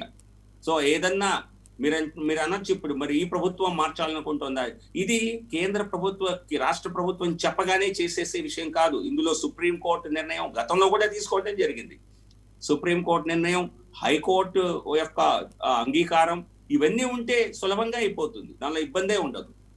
సో కాకపోతే ఆ ప్రక్రియ మొత్తం జరగాలి తప్పితే కేవలం మీరేమన్నా ఇనిషియేటివ్ తీసుకుంటారు? ఎందుకంటే రాష్ట్ర ప్రభుత్వం అయితే ఆల్రెడీ తీర్మానం చేసేసింది, 3 రాజధానులు సరిపోని, వైజాగ్ది మీ దృష్టిలో పక్కన పెడితే కర్నూలు హైకోర్టు మీరే అడిగారు కాబట్టి ఇప్పుడు కేంద్ర న్యాయశాఖ మంత్రి జోక్యం చేసుకుంటే వేగంగా పని అవుతుంది, సుప్రీంకోర్టుతో మాట్లాడడం కానీ హైకోర్టుతో మాట్లాడడం కానీ. అలాంటి ప్రక్రియకి ఏమన్నా అడుగులు ముందుకేస్తారా? అటువంటి నాకు తెలిసి అటువంటి అవకాశం లేదు. ఎందుకంటే మొత్తం పూర్తిగా బిల్లే, చట్టమే మీ హైకోర్టు పరిధిలో ఉంది కనుక హైకోర్టు దానికి సంబంధించిన అనేక మరి పిటిషన్స్ ఏవైతే వచ్చాయో వాటిని అన్నిటినీ కలిసి వింటోంది కనుక ఏ నిర్ణయం అయినా మరి ఈ హైకోర్టు యొక్క తీర్పు వచ్చే వరకు వేచి ఉండవలసిందే. బహుశా ఇది తర్వాత సుప్రీంకోర్టు కూడా వెళ్ళొచ్చు. సో కాబట్టి ఆ న్యాయ ప్రక్రియ పూర్తయ్యే వరకు ఈ విషయంలో మరి ముందడుగు వేయటం కష్టమని నాకున్నటువంటి ఆ, ఆ, నాకున్నటువంటి అవగాహన. మరి అది కాదు అని ఎవరైనా చెప్తే ఖచ్చితంగా పరిశీలించవచ్చు. రైట్. ఇది ఇక్కడ ఖచ్చితంగా ఇది మరొక sub judice. కీలకమైన కోర్టు పాయింట్, ముందున్న వ్యవహారం, దీనిలో నిర్ణయం చేయటం ఇప్పుడు సాధ్యం కాదు. రైట్. అమరావతి అన్నటువంటి అంశం మీరు అన్నట్టు అమరావతిలో రాజధాని ఉండాలన్నది మీ పార్టీ స్టాండ్ కూడా. అమరావతిలో రాజధాని ఉండాలి అన్నటువంటిది అక్కడ ఉన్నటువంటి రైతుల స్టాండ్ కూడా. అమరావతిలో రాజధాని అంటే ఒక గ్రామ సచివాలయం లాగా ఓ 50,000 ఎకరాల్లో 4 బిల్డింగులతో ఉండాలన్నటువంటిది కాదు వాళ్ళ ఉద్దేశం. చంద్రబాబు గారు నాడు చూపించినటువంటి ఒక అద్భుతమైనటువంటి గ్రాఫిక్ సిస్టమ్ అమలులో రావాలన్నటువంటిది. అది ఓ పక్కన ఫ్లైఓవర్స్ కావచ్చు, 4 లైన్ రోడ్స్ కావచ్చు, హైవేస్ కావచ్చు, ఇన్ఫ్రాస్ట్రక్చర్ కావచ్చు, నవనగరాలు కావచ్చు, ఇండస్ట్రీస్ కావచ్చు. 1,00,000 కోట్లు సంపాదించే నగరం అక్కడ తయారైతేనే వాళ్ళు చేసిన త్యాగానికి ప్రతిఫలం ఉంటుంది. దానికోసమే వాళ్ళు త్యాగం చేసింది అక్కడ. అంత మహానగరం అనేటువంటిది తయారు కావాలంటే ఖచ్చితంగా కేంద్ర ప్రభుత్వము రాష్ట్ర ప్రభుత్వం కలిసి పనిచేయాలి. పోనీ రాష్ట్ర ప్రభుత్వం ఇప్పుడు నిర్లక్ష్యంగా ఉంది కాబట్టి రేపు మీరు వస్తే ఆ 1,00,000 కోట్లు సంపాదించే ఓ 20-25 లక్షల కోట్ల రూపాయల పెట్టుబడులు వచ్చేటువంటి 1,50,000 కోట్ల రూపాయలతో ఇన్ఫ్రాస్ట్రక్చర్ చేసేటువంటి ఒక మహానగరాన్ని తయారు చేయగలుగుతాం మేము వస్తే అని ఏమన్నా హామీ ఇవ్వబోతున్నారా? సాయి గారు, ఈ విషయాన్ని మా రాష్ట్ర అధ్యక్షుడు సోమవీర్రాజు గారు ఖచ్చితంగా మరి అనేక సందర్భాల్లో ప్రస్తావించారు. సో అదే మా పార్టీ విధానం. సో మేము అధికారంలోకి వస్తే ఖచ్చితంగా అమరావతిని డెవలప్ చేసి, మేమేమి గత ప్రభుత్వం వేసిన డిజైన్స్ ప్రకారం డెవలప్ చేస్తామని మేము చెప్పటంలా, అది మా బాధ్యత కూడా కాదు. ఖచ్చితంగా అమరావతిని ఒక అమరావతి అభివృద్ధిని పూర్తి స్థాయిలో చేసి, అమరావతి లో ఎవరైతే భూములు ఇచ్చారో వాళ్ళందరికీ ప్లాట్స్ని కూడా డెవలప్ చేయటం మా బాధ్యతగా చేస్తాం. ఎందుకంటే పెద్ద సంఖ్యలో రైతులు భూములు ఇచ్చి, అది సాధారణమైనటువంటి విషయం కాదు, అది చాలా అసాధారణమైనటువంటి విషయమే. సో కాబట్టి అందులో రైతుగా ఉన్నవారు, అందులో కొంతమంది పెద్ద సంఖ్యలో కొంతమంది రియాల్టర్స్ కూడా ఉన్నారు అని చెప్తున్నారు. ఆ వాస్తవాలన్నీ రాష్ట్ర ప్రభుత్వం దగ్గరే ఉన్నాయి. సో కాబట్టి పెద్ద సంఖ్యలో రైతులు ఉండి ఎవరు వారి భూములు ఇంకా అమ్ముకోలేదో, ప్లాట్స్ అమ్ముకోలేదో, వారికి పూర్తి స్థాయి న్యాయం జరగాలి అన్నది భారతీయ జనతా పార్టీ యొక్క డిమాండ్. ఎందుకంటే వేల సంఖ్యలో రైతులు భూములు ఇస్తే వాటికి ఒక సాధికారత వారికి ఒక సరైనటువంటి ఉపయోగకరకపోవటం, వారికి లభించవలసిన లబ్ధి లభించకపోవటం నిజంగా మరి వారి పట్ల తీవ్ర అన్యాయమే జరుగుతుంది. కాబట్టి రైతులు ఎవరైతే భూములు ఇచ్చారో, ఇంకా ఆ భూముల్ని వారి దగ్గరే ఉన్నాయో, ప్లాట్ల రూపంలో ఉన్నాయో, వారందరికీ పూర్తి స్థాయి న్యాయం జరగాలని, అలా జరగాలంటే అభివృద్ధి జరగాలని, ఆ పూర్తి అభివృద్ధి భారతీయ జనతా పార్టీ అధికారంలోకి వస్తే ఖచ్చితంగా చేసి, రాష్ట్ర ప్రభుత్వ నిధులతోనే చేసి చూపిస్తుందని మేము చేసినటువంటి వాగ్దానం. దానికి మేము కట్టుబడి ఉన్నాం. అంటే ఇక్కడే ఒక చిన్న లోపం ఏంటంటే, వైఎస్ఆర్ కాంగ్రెస్ పార్టీ కూడా అక్కడ ఒక ఎడ్యుకేషన్ హబ్బు, అట్లాగే మెడికల్ హబ్బు, ఇంకో పక్కన ఉద్యానవన హబ్బు పెట్టడానికి రెడీ అంటోంది. అలాగే వాళ్ళందరికీ ఫ్లాట్లు ఇస్తారని కూడా అంటోంది ప్రభుత్వమే. కాకపోతే అది కాదు వాళ్ళకి కావాల్సింది. అన్నీ అక్కడే ఉండడంతో పాటుగా ఆ ప్రాంతంలో ఇంతకుముందు చెప్పినట్టు నవనగరాలు ఇవన్నీ వస్తేనే అక్కడ ఆ ప్రాంతం అంతా కూడా ఒక మహానగరంగా తయారు కావాలి, ఒక హైదరాబాద్కి పోటీ పడాలి అన్నదే అక్కడ ఉన్నటువంటి రైతులు భూములు ఇచ్చినందుకు వాళ్ళు కోరుకునేది. ఆ త్యాగానికి ఫలితం ఆ ప్రాంతం ఒక మహానగరం అవ్వాలి, ఒక బెంగళూరు లాగా, ఒక హైదరాబాద్లో కావాలన్నది. అలా కాకుండా ఊరికినే జరిగితే ఒక మంగళగిరి లాగానో, ఓ తెనాలి లాగానో ఉండాలంటే గనక వాళ్ళు ఇవ్వాల్సినటువంటి అవసరం కూడా లేదు. అది కదా ఇక్కడ ఇష్యూ. అప్పుడు మీరు చెప్తున్నది, వైసీపీ చెప్తున్నది చిన్నపాటి అభివృద్ధి, అది కాదు కదా వాళ్ళు కోరుకుంటుంది. అప్పుడు ఎలా సాటిస్ఫై చేస్తారు వాళ్ళని? చిన్నపాటి అభివృద్ధి అని మీరు అంచనా వేస్తున్నారు సాయి గారు. పెద్ద పెద్ద గ్రాఫిక్స్ వేస్తేనే అది పెద్ద నగరంగా అవ్వదు. ముందుగా ఈ కబుర్లు చెప్పేటువంటి టీడీపీ ప్రజలకు సమాధానం చెప్పాలి. మొన్న 5 ఏళ్ళు అయిపోయింది అమరావతి శంకుస్థాపన చేసి, ఏమి అభివృద్ధి జరగలేదు అని బాధపడ్డారు. బాధపడటం వాస్తవం, బాధపడాలి కూడా. కానీ అందులో అతిపెద్ద పాపం చేసింది ఏ పార్టీ? టీడీపీ. 3 సంవత్సరాలు అధికారంలో ఉండి మీరు ఏం సాధించారు? 3.5 సంవత్సరాలు మీకు సమయం ఉండి మరి ఆ సమయంలో అభివృద్ధి చేయొచ్చు కదా. మరి ఇప్పుడేమో ధనం అవసరం లేదు, డబ్బు లేకుండానే డెవలప్ చేసే అవకాశం ఉంది, మా దగ్గర గ్రేట్ మోడల్స్ ఉన్నాయని చంద్రబాబు నాయుడు గారు చెప్తున్నారు. మరి ఆ మోడల్స్ అప్పుడేమయ్యాయి? అప్పుడు 2,000 కోట్ల అప్పులు తీసుకొచ్చారు. అవి కూడా ఎక్కడ పెట్టారో ఎవరికి తెలియదు. కేంద్రం ఇచ్చిన డబ్బుల్లో కూడా మరి నిర్మాణానికి 1,500 కోట్లు ఉపయోగించారు. దానికి కూడా మరి టెంపరరీ భవనాలు కట్టామన్నారు. వాటిలో కూడా సరైన నాణ్యత లేదు. దానిలో కూడా రూపాయలు, 10,000 రూపాయలు, 11,000 రూపాయలు స్క్వేర్ ఫుట్ కి నిర్మాణానికి ఇచ్చారు. మరి ఇంత అక్రమాలు చేసి దాదాపుగా మరి 9,000 కోట్లు ఖర్చు పెట్టామన్నారు. ఏమైనా ఇవన్నీ? సో ఆ 3.5 సంవత్సరాల్లో ఎందుకు చెప్పలేదు? ముందుగా చంద్రబాబు నాయుడు గారు రైతులకి క్షమాపణ చెప్పాలి. ఎందుకంటే ఆయన్ని చూసి ఇచ్చారు వాళ్ళు. ఆయన్ని చూసి ఆయన చెప్పిన డిజైన్స్ ని పట్టి ఇచ్చారు కొంతమందిని భయపెట్టి, కొంతమందిని మరి ప్రెషర్ పెట్టి కూడా లాగారు. అంతా స్వతహాగా ఇచ్చారని నాకైతే సమాచారం లేదు. చాలా మంది పాపం రైతులు తప్పనిసరి పరిస్థితుల్లో కూడా ఇచ్చారు. రాష్ట్ర ప్రభుత్వం ఏదో పెట్టిన మరి గ్రామాల్లోకి వెళ్ళి కొంతమంది మండలాధికారులు వెళ్ళి వారిని కొంత ఇబ్బంది పెట్టి, కొంత ప్రలోభ పెట్టి, భయపెట్టి, లేకపోతే మేము లాగేసుకుంటామని ఇట్లా చెప్పడం వల్ల కూడా చాలా మంది ఇచ్చారంటున్నారు. ఏదేమైనా చివరికి రైతులు ఇచ్చినటువంటి భూమికి ఒక సరైనటువంటి అంతిమ ఇది రాలేదు కదా, ఫలితం రాలేదు కదా. ఈ ప్రభుత్వం సంవత్సరంన్నర నుంచి 1.5 సంవత్సరం నుంచి ఎటువంటి డెవలప్మెంట్ చేయలేదు కదా. ఇప్పుడు చివరికి వెళ్ళి మొత్తం వ్యవహారం కోర్టులో పెండింగ్ లో ఉన్నది. సో కాబట్టి కోర్టు నిర్ణయమైన ఫలితం త్వరగా రావాలని, సో కాబట్టి ఇక్కడ పూర్తి స్థాయి డెవలప్మెంట్ జరగాలని, దాంతో రైతులకి కనీసం వారికి ఆర్థికంగా వారు ఇచ్చినటువంటి భూములకి వారికి సరైనటువంటి ఫలితం రావాలి అని ఖచ్చితంగా మేము కోరతాం.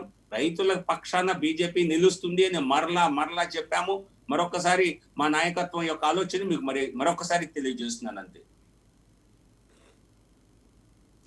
రైట్. మరొక కీలకమైంది విభజన చట్టంలో ఉన్నటువంటిది పోలవరానికి సంబంధించి మామూలుగా అయితే కేంద్ర పథకాలకి సంబంధించినంత వరకు భూసేకరణ అనేది రాష్ట్ర ప్రభుత్వాలు భరించాలి.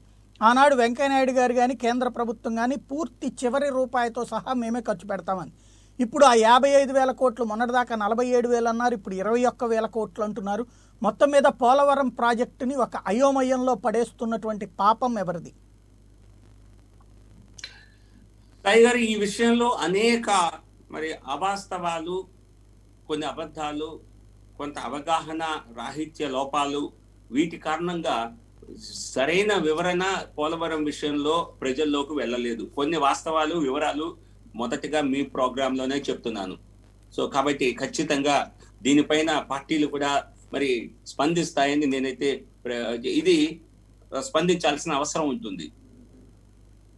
2014లో మరి విభజన చట్టంలో ఇరిగేషన్ కాంపోనెంట్ కి, అంటే పోలవరం ఇరిగేషన్ ప్రాజెక్ట్ లో ఇరిగేషన్ కి నీటి పారుదలకు అయ్యే ఖర్చుని మేము పూర్తిగా భరిస్తామని కేంద్ర ప్రభుత్వం చెప్పడం జరిగింది. తర్వాత అని అప్పుడు 2009-10లో ఏవైతే అంచనాలు వేశారో ప్రాజెక్టు నిర్మాణానికి ఎంత భూమి కావాలి, ప్రాజెక్ట్ నిర్మాణానికి ఎంత కాంక్రీట్ వర్క్ చేయాలి, ఇవన్నీ అంచనాలు. ప్రభుత్వాలు అన్నవి మరి అంచనాల ఆధారంగా పనిచేస్తాయి తప్పితే ఆకాశంలో మరి పనిచేయవు. సో అప్పుడు 2009-10 డిపిఆర్ లో ఇచ్చిన అంచనాలు ఏవైతే ఉన్నాయో ఆ అంచనాలకు కట్టుబడి ప్రభుత్వం అప్పుడు ఈ ప్రామిస్ చేసింది. దానికి తగ్గట్టుగా 2009-10 అంచనాలు, అది ఫస్ట్ రివైజ్డ్ కాస్ట్ ఎస్టిమేట్ అంటారు. ఎందుకంటే మొట్టమొదటిగా ఈ ప్రాజెక్ట్ ఎస్టిమేషన్ 2005-6లో జరిగింది. అప్పుడు దీని అంచనా వేయటం జరిగింది దాదాపుగా 10,000, ఎగ్జాక్ట్ ఫిగర్ చెప్తాను మీకు, 10,151 కోట్లుగా 2005-6లో అంచనా వేయటం జరిగింది. తర్వాత దాన్ని మొట్టమొదటిసారిగా రివైజ్ చేయటం జరిగింది 2009-10లో. 2009-10లో దీని అంచనాని 16,000 కోట్లుగా, 16,000 ఎగ్జాక్ట్ చెప్పాలంటే 16,010.45 కోట్లు, ఇంతగా 16,000 కోట్లుగా నిర్ణయించడం జరిగింది. 2014లో చట్టం జరిగినప్పుడు కేంద్ర ప్రభుత్వం 2009-10 అంచనాల మేరకు, అంటే ఏవైతే చేద్దాం అనుకున్నారో, ఎంత ల్యాండ్ ఎక్విజిషన్ కావాలని అప్పుడు అనుకున్నారో, ఎంత కాంక్రీట్ వర్క్ చేయాలనుకున్నారో దానికి తగ్గట్టుగా మేము ఫుల్ కాస్ట్ భరిస్తాము ఇరిగేషన్ కాంపోనెంట్ కింద 2014లో చెప్పడం జరిగింది. ఇదే అంశాన్ని 2016లో సెప్టెంబర్లో ఎప్పుడైతే మనకి special assistance measure, special package కింద ఇచ్చారో ఆ రోజు మరొక్కసారి కేంద్ర ప్రభుత్వం ద్వారా ఫైనాన్స్ మినిస్ట్రీ ద్వారా చెప్పటం జరిగింది. దాన్నే 2017 ఫిబ్రవరిలో కేంద్ర కేబినెట్ లో కూడా మరొకసారి పునరుద్ధరించడం జరిగింది, ప్రస్తావించడం జరిగింది. అంటే 2014లో ఇరిగేషన్ కాంపోనెంట్ కి ఎంత ఖర్చు అవుతుందో, ఆ రోజు ఎంత ఖర్చు అవుతుందో దాన్ని పూర్తిగా భరించడానికి కేంద్ర ప్రభుత్వం సిద్ధంగా ఉన్నది అన్నది 2017లోనూ చెప్పడం జరిగింది. అప్పుడు చంద్రబాబు నాయుడు గారు కూడా లేఖ రాసి మీరు ఇచ్చినటువంటి ఈ అంచనాల ప్రకారమే మాకు నిధులు రిలీజ్ చేయండి అని చెప్పి చంద్రబాబు నాయుడు గారు ఒప్పుకోవటం, నిధులు రిలీజ్ చేయమని అడగటం జరిగింది. కేంద్ర కేబినెట్ నిర్ణయం తీసుకున్న సమయంలో కేంద్రంలో కేబినెట్ లో తెలుగుదేశం కూడా భాగస్వామిగా ఉన్నది. వారి నాయకుడు అశోక్ గజపతి రాజు గారు అప్పుడు మంత్రిగా, మరి కేబినెట్ మంత్రిగా ప్రభుత్వంలో ఉన్నారు. సో ఇంత జరిగి అప్పుడు ఒప్పందం చేసుకొని తర్వాత ఇదంతా జరిగిన తర్వాత 2017 చివరిలో సెప్టెంబర్లో అనుకుంటాను సెకండ్ రివైజ్ కాస్ట్ ఎస్టిమేట్ చేశారు. ఈ విషయాన్ని ఖచ్చితంగా గమనించాలి సాయి గారు. ఫస్ట్ రివైజ్డ్ కాస్ట్ ఎస్టిమేట్ జరిగింది 2009-10లో. సెకండ్ రివైజ్డ్ కాస్ట్ ఎస్టిమేట్ చేయడానికి వీరికి 2017 దాకా వేచున్నారు. ఎందుకున్నారు? దాని వెనక ఆలోచన ఏమిటి? మీరు ప్రాజెక్టుని 2005-6లో మొదలు పెడితే మరి ల్యాండ్ ఎక్విజిషన్ ఎక్కువ అవసరం అవుతుంది అన్నది 2012లో తెలియలేదా, 14లో తెలియలేదా, 15లో తెలియలేదా? కేంద్రం పూర్తిగా మేము డబ్బిస్తాము అని ఒప్పుకున్న తర్వాత 2017లో ఈ కొత్త రివైజ్డ్ కాస్ట్ ఎస్టిమేట్ లో ఏ రకంగా పెంచారంటే 95,000 ఎకరాలైతే ఏదైతే ఎక్వైర్ చేయాలని చెప్పారో దాన్ని ఏకంగా 171,000 ఎకరాలకి పెంచడం జరిగింది. సో దీన్ని బట్టి మీకు చూస్తే ఏమవుతుంది? అది కాదు, మొత్తం చెప్తాను వినండి. 2010-11 క్వాంటిటీస్ ప్రకారం, అంటే కేంద్ర చట్టం చేసిన సమయంలో ఎంత ల్యాండ్ అవసరం అని చెప్పి అప్పటికి రాష్ట్ర ప్రభుత్వం చెప్పిందో ఆ ల్యాండ్ మొత్తం 135,000 ఎకరాలండి సాయి గారు. ఈ 135,000 ఎకరాల్లో పట్టా ల్యాండ్ 95,971 ఎకరాలు, అంటే 96,000 ఎకరాలు అనుకోండి. 96,000 ఎకరాలని మనం సేకరించాలి అని చెప్పి రాష్ట్ర ప్రభుత్వం 2014 ముందు చెప్పింది. దాన్ని 2017 చివరికి వచ్చేసరికి తారుమారు చేసి 143,000 ఎకరాలకు తీసుకుపోయారు. ఇది పట్టా ల్యాండ్ది. మొత్తం ల్యాండ్ రిక్వైర్డ్ ని 135,000 నుంచి 180,000కు తీసుకువెళ్లారంటే 45,000 ఎకరాలని అదనంగా చూపించారు. ల్యాండ్ వేరియేషన్ 14 కంటే ముందు ఉన్నటువంటి రిక్వైర్డ్ ల్యాండ్ కంటే 45,000 ఎకరాలు పెరిగింది. ఎలా పెరిగింది? దానికి వివరం చెప్పాలి కదా. దానిలో ఒక కారణం 15,000 ఎకరాలు గవర్నమెంట్ ల్యాండ్, అంతకు ముందు ఉన్న గవర్నమెంట్ ల్యాండ్ ఇప్పుడు ప్రైవేట్ ల్యాండ్ అయిపోయింది, లేదా గవర్నమెంట్ ఎంక్రోచ్ ల్యాండ్ అయిపోయింది. అలా ఎలా అయిపోతుందండి? మీ ఇష్టం వచ్చినట్టుగా లెక్కలు రాసేసుకోవటమేనా?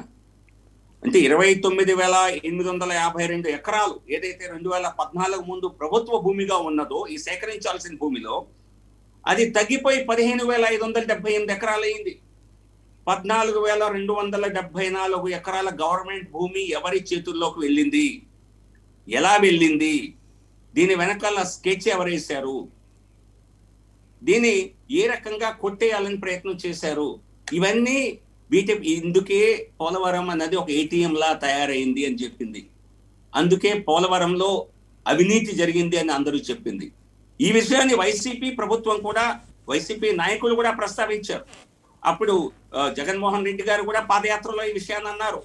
సో ఈ స్థాయిలో ప్రభుత్వ భూమిని కూడా కొట్టేయాలని పెద్ద స్థాయిలో స్కెచ్ చేస్తే, మరి సబ్మర్జెన్స్ కాదు అనుకున్న ల్యాండ్ ను కూడా మీరు సబ్మర్జెన్స్ ఏరియా కింద కలిసి పెంచేస్తే, అంటే కేంద్రం ఇస్తోంది కదా, అవినీతి సొమ్మును కూడా కేంద్రం నుంచే రాబడదాం అన్నటువంటి ఒక స్కెచ్ అప్పటి ప్రభుత్వం వేసింది అని ఈ నంబర్స్ ని చూస్తే మరి ఖచ్చితమైనటువంటి అనుమానం కలుగుతోంది. దీన్ని రాష్ట్ర ల్యాండ్ రికార్డ్స్ అన్ని రాష్ట్ర ప్రభుత్వం దగ్గరే ఉంటాయి. మరి ఈ ప్రభుత్వం ఎందుకు దీనిపైన పూర్తిగా ఒకటి స్టడీ చేయలేదు? అప్పటి ప్రభుత్వం ఒప్పుకున్నా కూడా టీడీపీ ఇప్పుడు ఎందుకు కొత్త స్టాండ్, కొత్త పాట పాడుతోంది. నంబర్ 1, టీడీపీ ఈ ప్రశ్నకు సమాధానం చెప్పాలి. మీరు కేబినెట్ లో ఉన్నారు, మీరు ఒప్పుకున్నారు. 2014 లెక్కల ప్రకారమే మేము ధనం ఇస్తాం ఇరిగేషన్ కంటే ఒప్పుకున్నారు. మీరు అప్పుడు ఆ ఒప్పందం చేసుకున్నారు, కేబినెట్ లో భాగస్వామిగా ఉన్నారు. అన్ని ఒప్పుకున్న తెలుగుదేశం పార్టీ ఇప్పుడు వచ్చి మళ్ళీ కొత్తగా వేరే పాట పాడటం వెనుక ఉద్దేశం ఏమిటి? నంబర్ 1. నంబర్ 2, వైసీపీకి ప్రశ్న. మీరప్పుడు మరి క్యాంపెయిన్ లో చెప్పారు పోలవరంలో అవినీతి జరిగిందని, పుస్తకాల్లో ప్రస్తావించారు. మరి ఇప్పుడు ఆ అవినీతిని బయట పెట్టకుండా మరి పాత లెక్కల ప్రకారమే కేంద్రం నుంచి నిధులు రావాలి అని ఈ ప్రభుత్వం అడగటం వెనుక ఉద్దేశం ఏమిటి? సో వీటికి సమాధానం ఆ రెండు పార్టీలు ఖచ్చితంగా చెప్పాల్సింది.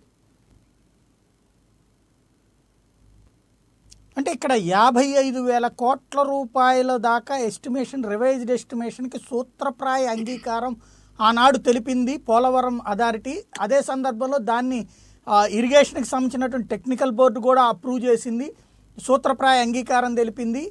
తర్వాత ఇప్పుడు వచ్చేటప్పటికి అడ్డం పడుతోంది. అంతకుముందు వెంకయ్యనాయుడు గారు కూడా మొత్తం 10 పైసలు కూడా రాష్ట్ర ప్రభుత్వానికి ఖర్చు అక్కర్లేదన్నారు. తీరా చూస్తే ఇప్పుడు వచ్చేటప్పటికి ఈ మొత్తం తేడా చేస్తుంది అన్నదే ప్రధానమైనటువంటి ఆరోపణ. సాయి గారు, ఇదొక మరొక పూర్తి అవగాహన లేనటువంటి మరొక విషయం.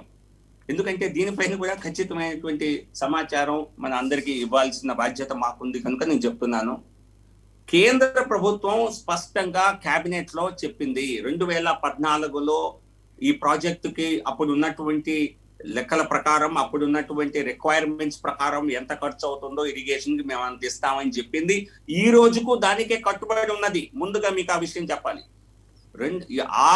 ఎంత భూమి 2014 వరకు అవసరమని చెప్పారో ఆ భూమిని కొత్త చట్టం ప్రకారం 2013 ల్యాండ్ ఎక్విజిషన్ యాక్ట్ ప్రకారం, దానిలో ఉన్నటువంటి రీహాబిలిటేషన్ రీసెటిల్మెంట్ నార్మ్స్ ప్రకారం కేంద్ర ప్రభుత్వం ఇస్తోంది. ఈ 29,000 కోట్ల అంచనాలో అది కూడా ఇంక్లూడ్ అయి ఉన్నది. అది ముందుగా గమనించవలసింది. ఎందుకంటే అనేక మంది R&R కాస్ట్ ఇవ్వటం లేదు, ల్యాండ్ కి ఇవ్వటం లేదు అనేటువంటి మరి అవాస్తవాలు లేదా వాస్తవాలు తెలియని ప్రకటనలు చేయటం జరిగింది.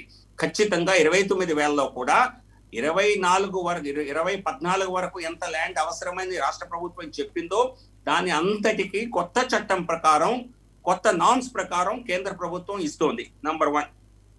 నంబర్ 2, మేము చెప్పినట్టుగా ఇది పార్లమెంట్ లో మరి రామచంద్రరావు గారు, కేవీపీ రామచంద్రరావు గారు అడిగితే ఈ సంవత్సరం మార్చి 23 అడిగితే కేంద్రం ఇచ్చినటువంటి లెక్కలు 2014 ముందు ఉన్నటువంటి అంశాలు ఏంటి, 2014 తర్వాత ఉన్నటువంటి రిక్వైర్మెంట్స్ ఏ రకంగా మార్చారు రాష్ట్ర ప్రభుత్వం, దీనిలో ఎంత ల్యాండ్ చెప్పా కదా ఇందాక, ల్యాండ్ రిక్వైర్మెంట్ పెంచేశారు 95,000 నుంచి. R&R బెనిఫిట్స్ పెరిగాయి. మరి అర్త్ వర్క్, మీకు లెఫ్ట్ మెయిన్ కెనాల్ కావాల్సినటువంటి అర్త్ వర్క్ ఏదైతే ఉన్నదో 401,00,000 క్యూబిక్ మీటర్స్ నుంచి 1,069 లక్షల క్యూబిక్ మీటర్స్ పెరిగింది. 2.5 రెట్లు పెరిగింది. అంటే 2014 ముందు మీకు అంచనాలు వేయటం చేత కదా? 2005-6 నుంచి 14 వరకు ఇవేవి గమనించలేకపోయారా?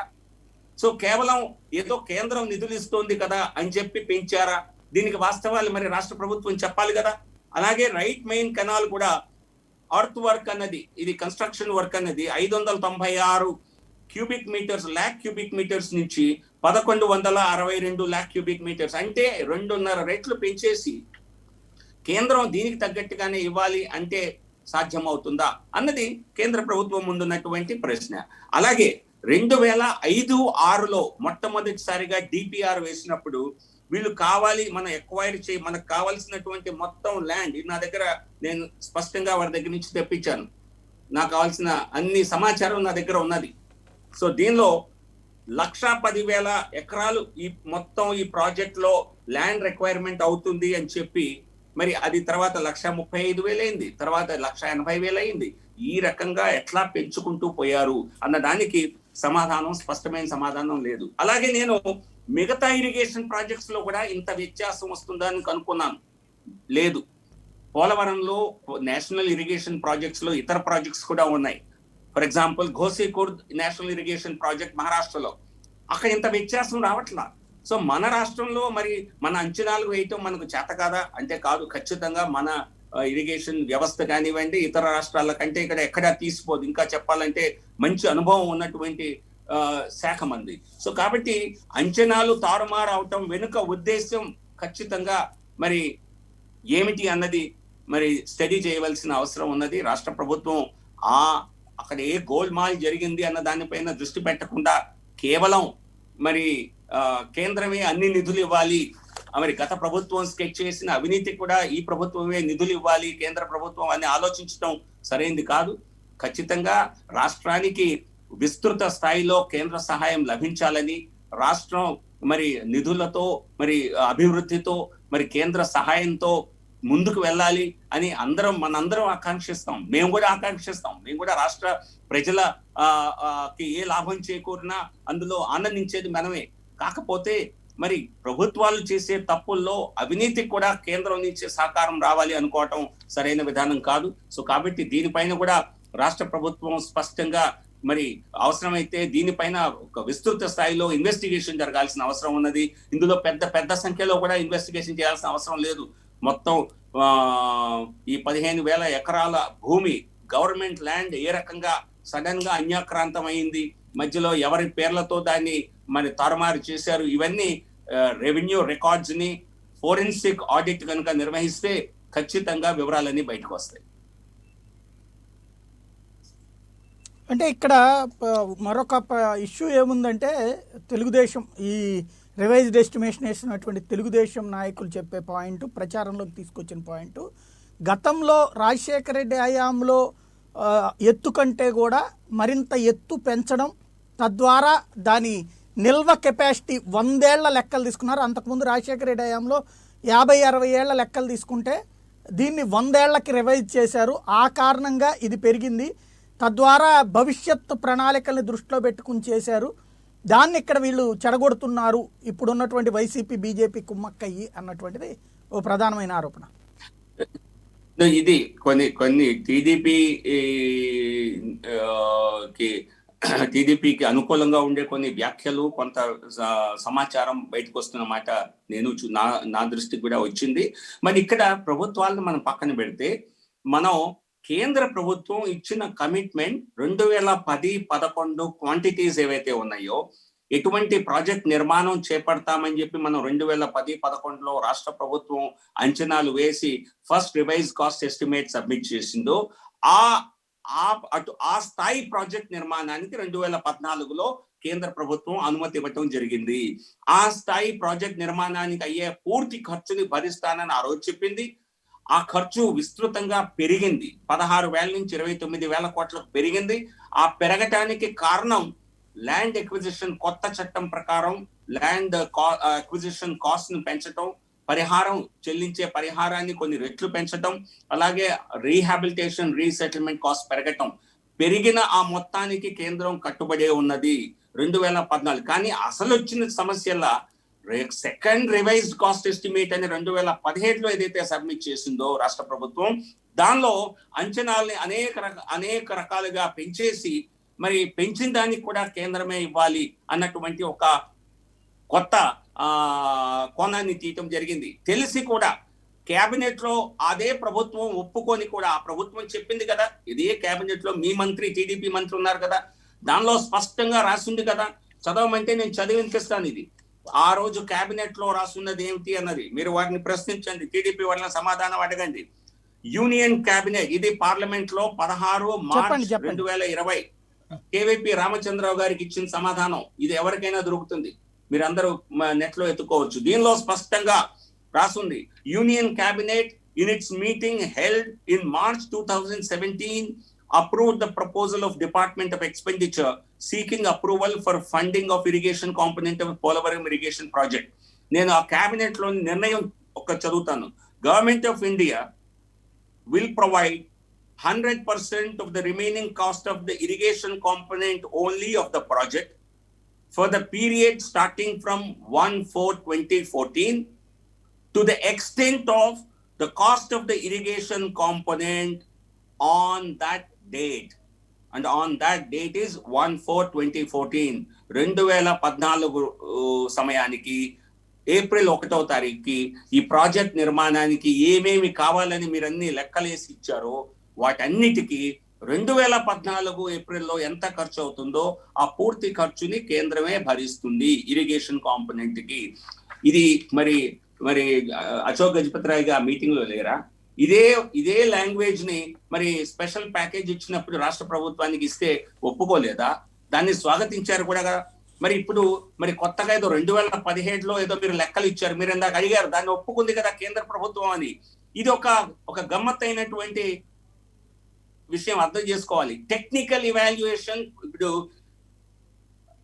56,000 కోట్లకి 2 సెకండ్ రివైజ్ కాస్ట్ ఎస్టిమేట్స్ ఇచ్చారు. వీరు ఇచ్చిన లెక్కల్ని వారు గ్రౌండ్ లెవెల్లో పరిశీలించే అవకాశం లేదు. వారు మొత్తం స్టడీ చేసి ఈ ప్రాజెక్ట్కి ఇంత ఖర్చు అవుతుందా అని చెప్పి కొత్త లెక్కల ప్రకారం, కొత్త క్వాంటిటీస్ ప్రకారం, మీరు 2017లో మార్చిన ప్రాజెక్ట్ అంచనాల ప్రకారం ఎంత కాస్ట్ అవుతుందని చేసి ఇచ్చారు. కానీ దానికి ఫండింగ్ కి సంబంధం లేదు. ఇది టెక్నికల్ అప్రూవల్ మాత్రమే. కాళేశ్వరం ప్రాజెక్టు కూడా కేంద్ర ప్రభుత్వం 80,000 కోట్ల ఇటువంటి టెక్నికల్ అప్రూవల్ ఇచ్చింది. మీకు తెలుసా సాయి గారు? మరి కాళేశ్వరం ప్రాజెక్టు రాష్ట్ర ప్రభుత్వం నిర్మించుకుంటున్న ప్రాజెక్టు. కేంద్ర ప్రభుత్వ అప్రూవల్ ఏ ప్రాజెక్ట్ కైనా, మేజర్ ఇరిగేషన్ ప్రాజెక్ట్ కి దేశంలో కేంద్ర ప్రభుత్వ జల మంత్రిత్వ శాఖ సిడబ్ల్యూసి యొక్క అనుమతి అవసరము. నిధులతో ఈ టెక్నికల్ అప్రూవల్ కి సంబంధం లేదు. సో కాబట్టి ఈ వాస్తవాలు గమనించకుండా మరి చంద్రబాబు నాయుడు గారు టీడీపీ వాళ్ళు ఒక వాదన చేస్తున్నారు, నేను విన్నాను. 2017లో మేము ఫిబ్రవరిలో 56,000 కోట్ల 55,000 కోట్లకి మేము అనుమతి ఇప్పించాము, మీ చేతకాంత అనుమతి. అది అనుమతి కాదు బాబు. నిన్ననే చంద్రబాబు నాయుడు గారిని కాదు, టీడీపీ వారిని, అది ఫండింగ్ అప్రూవల్ కాదు, కేవలం టెక్నికల్ అప్రూవల్ మాత్రమే. మీరు మార్చుకున్న అంచనాల ప్రకారం మాత్రమే. కేంద్ర ప్రభుత్వం 2014 అంచనాలకు కట్టుబడి ఉన్నామని చెప్పింది. సో అంచనాల తర్వాత మారిస్తే ఖచ్చితంగా రాష్ట్ర ప్రభుత్వం దానికి ఖర్చు భరించాల్సి ఉంటుంది. దీనిలో చెప్పవలసిన అవసరం లేదు. అందుకే ఇప్పుడు ఫైనాన్స్ మినిస్ట్రీ స్పష్టంగా చెప్తోంది, మేము 14 అంచనాల ప్రకారం, మేము ఇచ్చిన ప్రామిస్ ప్రకారం మేము ఆ రోజు ఎంత ఖర్చు అవుతుందో అంతా పూర్తిగా ఇస్తాము. ఆ తర్వాత మీరు అంచనాలు మారిస్తే, ప్రాజెక్ట్ నిల్వ కెపాసిటీ మారిస్తే, సబ్మర్జెన్స్ ఏరియాని ఎక్కువ మారిస్తే అంతా కేంద్రమే ఇస్తోంది కదా అని స్కెచ్ వేస్తే అది సాధ్యం కాదు కదా. కేంద్ర ప్రభుత్వానికి కూడా కొన్ని పరిమితులు ఉన్నాయి. కమిట్మెంట్ ఎక్కడా మారలేదు. కాకపోతే రాష్ట్ర ప్రభుత్వ అంచనాలే తారుమారయ్యాయి. దానికి సరైనటువంటి వాస్తవిక ఆధారాలు కనపడటం లేదు. ఎందుకంటే నేను చెప్పా కదా, 5-6లో మీరు మొదటి డిపిఆర్ చేస్తే మీరు 14 కూడా మీకు తెలియలేదా?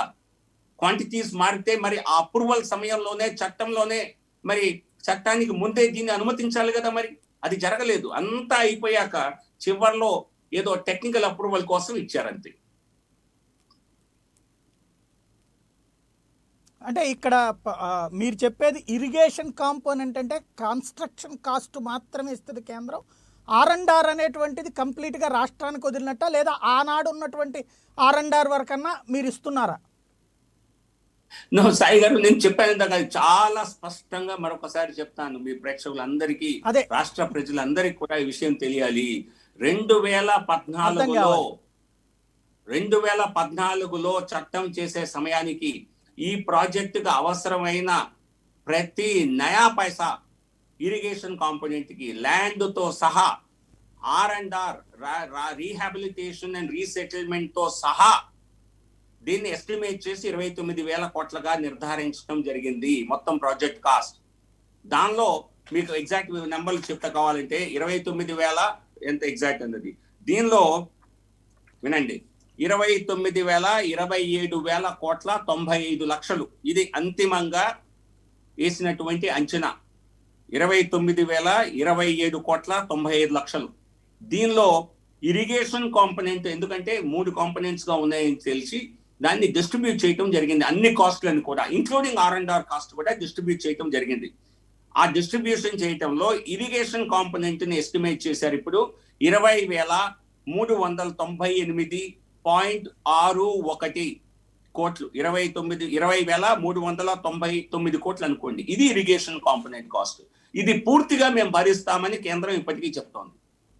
దీనిలో ఇవ్వవలసింది ఇవ్వగా, మిగిలింది రానున్న రోజుల్లో ప్రాజెక్ట్ ప్రోగ్రెస్ ని బట్టి రాష్ట్ర ప్రభుత్వం ఇచ్చే అంచనాలకు మేరకు కేంద్ర ప్రభుత్వం ఇస్తుంది. ఈ అంచనాలని ఎవరెవరు సైన్ చేశారో చెప్తే మీరు ఇదేదో కేంద్రం వేసుకున్నటువంటి అంచనాలు కాదు, ఇది కమిటీ వేసిన అంచనాలు. ఈ కమిటీలో ఉన్న వారు బి సుధాకర్ బాబు గారు, chief engineer, WRD water resources development అనుకుంటాను, పోలవరం, గవర్నమెంట్ ఆఫ్ ఆంధ్రప్రదేశ్. ఆయన ఈ డాక్యుమెంట్ ని సైన్ చేసిన వారిలో ఆయన ఉన్నారు. ఈ వాస్తవాలన్నీ వారు స్టడీ చేసి, కమిటీ అంతా స్టడీ చేసి చేసిందే. ఈ కమిటీలో ఉన్నటువంటి ఇతర మెంబర్స్ పేరు చదువుతాను. రాష్ట్ర దీనిలో ఇక కేంద్ర ప్రభుత్వంలోని అధికారులు, అలాగే మెంబర్ సెక్రటరీ రంగారెడ్డి గారు, పోలవరం ప్రాజెక్ట్ అథారిటీ మెంబర్ అయిన. సో రాష్ట్రానికి చెందినటువంటి సుధాకర్ బాబు గారు, chief engineer, Polavaram, government of Andhra Pradesh, ఆయన కూడా ఈ సంఘంలో మెంబర్ గానే ఉన్నారు. ఈ స్టడీ అంతా ఆయన కూడా భాగస్వామిగానే చేశారు. సో ఇక్కడ ఈ 55,000గా ఏదైతే ముందు చెప్పారో కోట్లగా, అది ఇప్పుడు 47,000 కోట్లకి కొత్తగా రివైజ్ చేయటం జరిగింది. ఏంటి? రివైజ్డ్ క్వాంటిటీస్ ఆధారంగా ప్రాజెక్టుని 2014 తర్వాత 17 సమయానికి ఏవైతే మార్పులు చేశారో ఆ మార్పులన్నింటినీ కూడా ఇంక్లూడ్ చేయాలి అంటే 47,000 కోట్లు అవుతుంది అన్నది. సో కేంద్రం చెప్పిందల్లా మేము 14లో చేసినటువంటి ప్రామిస్ ఏదైతే ఉన్నదో ఆ ప్రామిస్ కి మేము కట్టుబడి ఉన్నాం. దానిలో 2013 కొత్త చట్టం ప్రకారం అయ్యేటువంటి land acquisition, rehabilitation, resettlement cost ను కూడా పూర్తిగా భరిస్తున్నామని చెప్పింది. మరొక ఇంట్రెస్టింగ్ విషయం సాయి గారు, 2014లో ఒక 6,000 ఎకరాలని వీళ్ళు మేము ఇంక్లూడ్ చేయలేదని చెప్పారు. ఏం చెప్పారంటే, ఒక 6 డిస్ట్రిబ్యూటరీస్ కావాల్సినటువంటి కొంత ల్యాండ్ ఉంది, దాన్ని పొరపాటున 6,158 ఎకరాలని మేము లెక్కించలేదు 10-11 లెక్కల్లో, 2010-11 లెక్కల్లో అని చెప్పారు. అదొక్కటే మేము మిస్ చేసామని చెప్పారు. దాన్ని కూడా కేంద్రం ఇంక్లూడ్ చేసి 29,000 కోట్ల ఖర్చులో అది కూడా ఉన్నది. 6,158.25 ఎకరాలు అదనంగా. సో కేంద్రం ఎక్కడ కూడా ఇచ్చిన మాట కంటే ఒక శాతం ఎక్కువే చేసింది తప్పితే తక్కువ చేయలేదు. 2014లో లేని 6,158 ఎకరాలని కూడా ఇంక్లూడ్ చేసింది. ఎందుకంటే అది జెన్యుయిన్ మిస్టేక్ కనుక 2010-11 అంచనాల్లో. సో కాబట్టి కేంద్ర ప్రభుత్వం తన మాటకి పూర్తిగా కట్టుబడే ఉన్నది. కాకపోతే అంచనాలు పెంచి, అంచనాలు మార్చి, క్వాంటిటీస్ మార్చిన చంద్రబాబు నాయుడు గారి ప్రభుత్వం ఏదేదో అప్రూవల్ తీసుకొచ్చి మేమేదో టెక్నికల్ అప్రూవల్ తీసుకొని అదేదో మేము ఫండింగ్ అప్రూవల్ తెచ్చామని అబద్ధం చెప్పింది. వారు ఖచ్చితంగా చంద్రబాబు నాయుడు గారు, వారి కేబినెట్, వారి పార్టీ నుంచి ఉన్నటువంటి కేబినెట్ సభ్యులు కేంద్రంలో అందరూ ఒప్పుకున్నారు. ఇప్పటికి కూడా రాష్ట్ర ప్రభుత్వం ఈ అంచనాలను కూడా ఒప్పుకుంది. రాష్ట్ర అధికారులు కూడా ఈ కమిటీలో భాగస్వాములుగా ఉన్నారు. ఇంతకంటే ఇంకా వివరాలు బహుశా నేను దీంతోనే అనేక మంది కళ్ళు తెరుచుకుంటాయని నేనైతే భావిస్తాను. రైట్.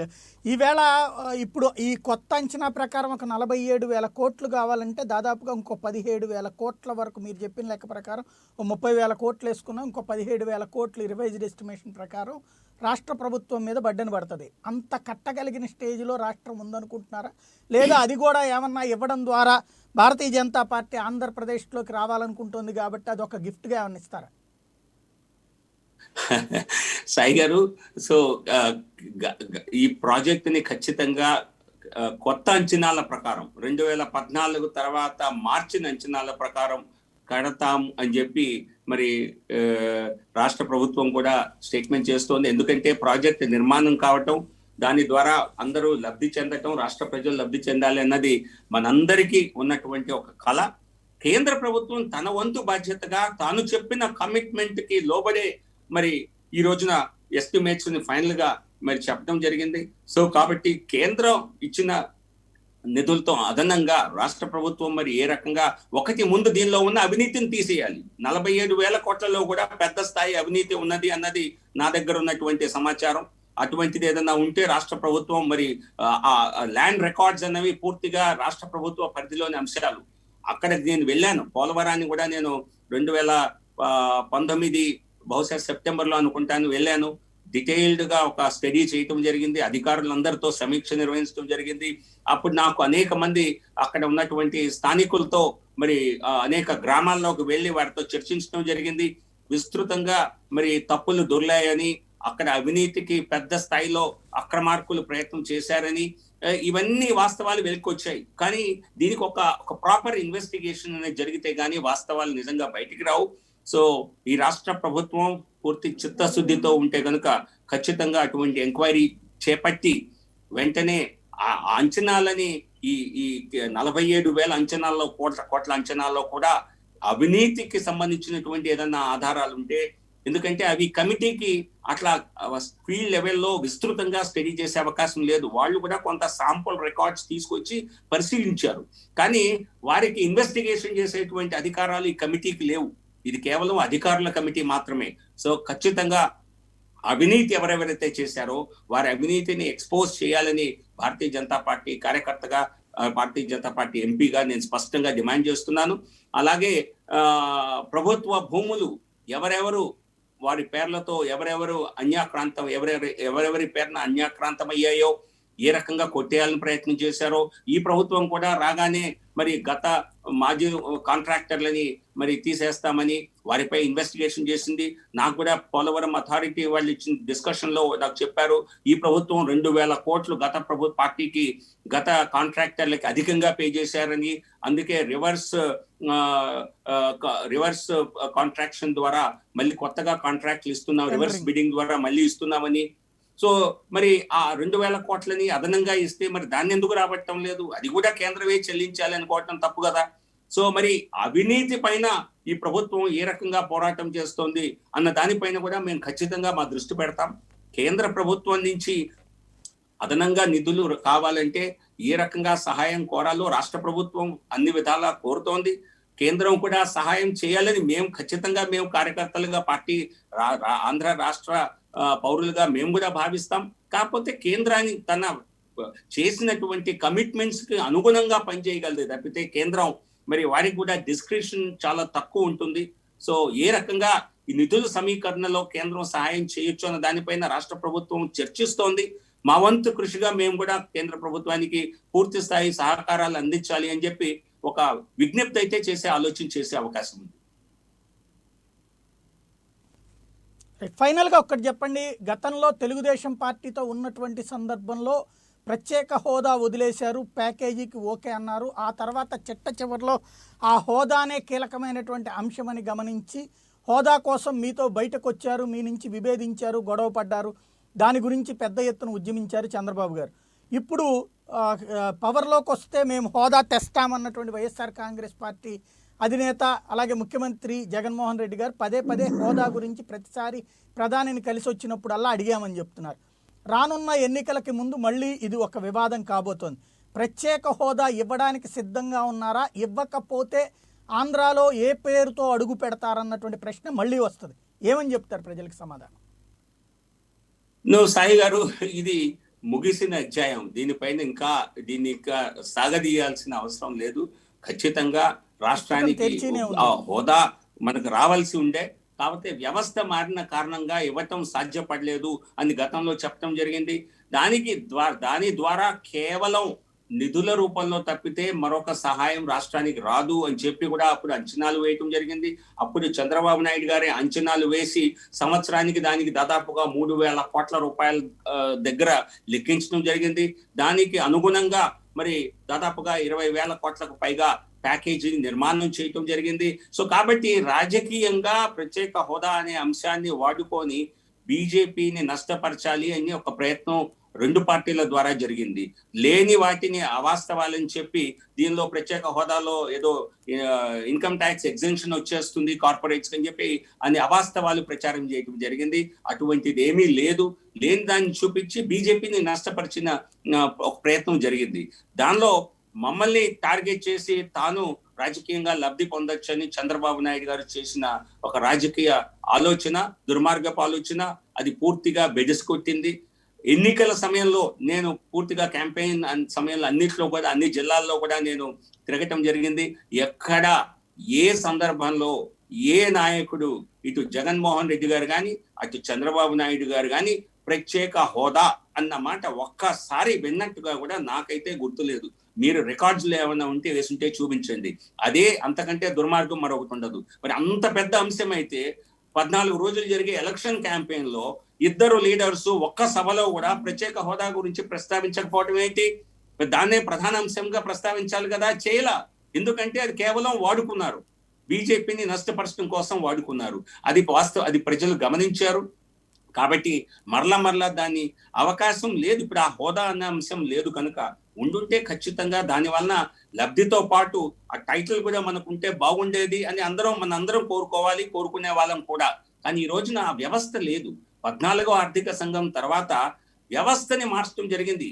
ఎందుకంటే అంతకు ముందు plan expenditure, non plan expenditure ఇలా ఉండేవి. అన్ని తీసేసి ఏ రాష్ట్రాలకు రెవెన్యూ లోటు ఉన్నదో ఆ రాష్ట్రాలన్నిటికీ కూడా రెవెన్యూ లోటు పూర్తి చేయమన్నారు. సో పేరు మారింది, ప్రత్యేక హోదా పేరు మారి రెవెన్యూ లోటుకి డబ్బు ఇవ్వమని చెప్పారు. దానికి మన రాష్ట్రానికి 14వ ఆర్థిక సంఘ పరిధిలోని 5 సంవత్సరాల్లో 22,000 కోట్ల రూపాయల్ని రెవెన్యూ డెఫిసిట్ గా గుర్తించడం జరిగింది. దాన్ని కేంద్ర ప్రభుత్వం చెల్లించేసింది నయా పైసతో సహా. సో 15,000 కోట్లు రావాల్సిన మన రాష్ట్రానికి వేరే రూపంలో 22,000 కోట్ల రూపాయలు వచ్చాయి. సో అది నష్టం ఎట్లా జరిగింది? మోదీ గారి ప్రభుత్వం, నరేంద్ర మోదీ గారు ఎప్పుడు కూడా మరి విలువలకు కట్టుబడే రాజకీయాలు చేస్తాం తప్పితే మరి ప్రాంతీయ పార్టీలాగా కేవలం రాజకీయ అవసరాల కోసం మరి ఇటువంటి ప్రజల్ని మభ్యపెట్టే రాజకీయాలు మేము ఎప్పుడు చేయము. భవిష్యత్తులో కూడా వాస్తవాలే చెప్తాం. థ్యాంక్ యూ అండి జీవీఎల్ గారు. వివిధ అంశాల మీద ప్రజలకు ఉన్నటువంటి సందేహాలు తీర్చే ప్రయత్నం చేసినందుకు. అదే సందర్భంలో ప్రజలు దీన్ని ఏ మేరకు విశ్వసిస్తారు, అలాగే వివిధ ప్రాంతీయ పార్టీలకు సంబంధించినటువంటి ఆరోపణలు అభియోగాల మధ్యన ఇది ప్రజలు ఏ విధంగా రిసీవ్ చేసుకుంటారన్న చూద్దాం. ఇది అంశానికి సంబంధించి చర్చ. తాజా అప్డేట్తో సరికొత్త మరి కాసేపట్లో మీ ముందు ఉంటుంది. చూస్తూనే ఉండండి ప్రైమ్ 9.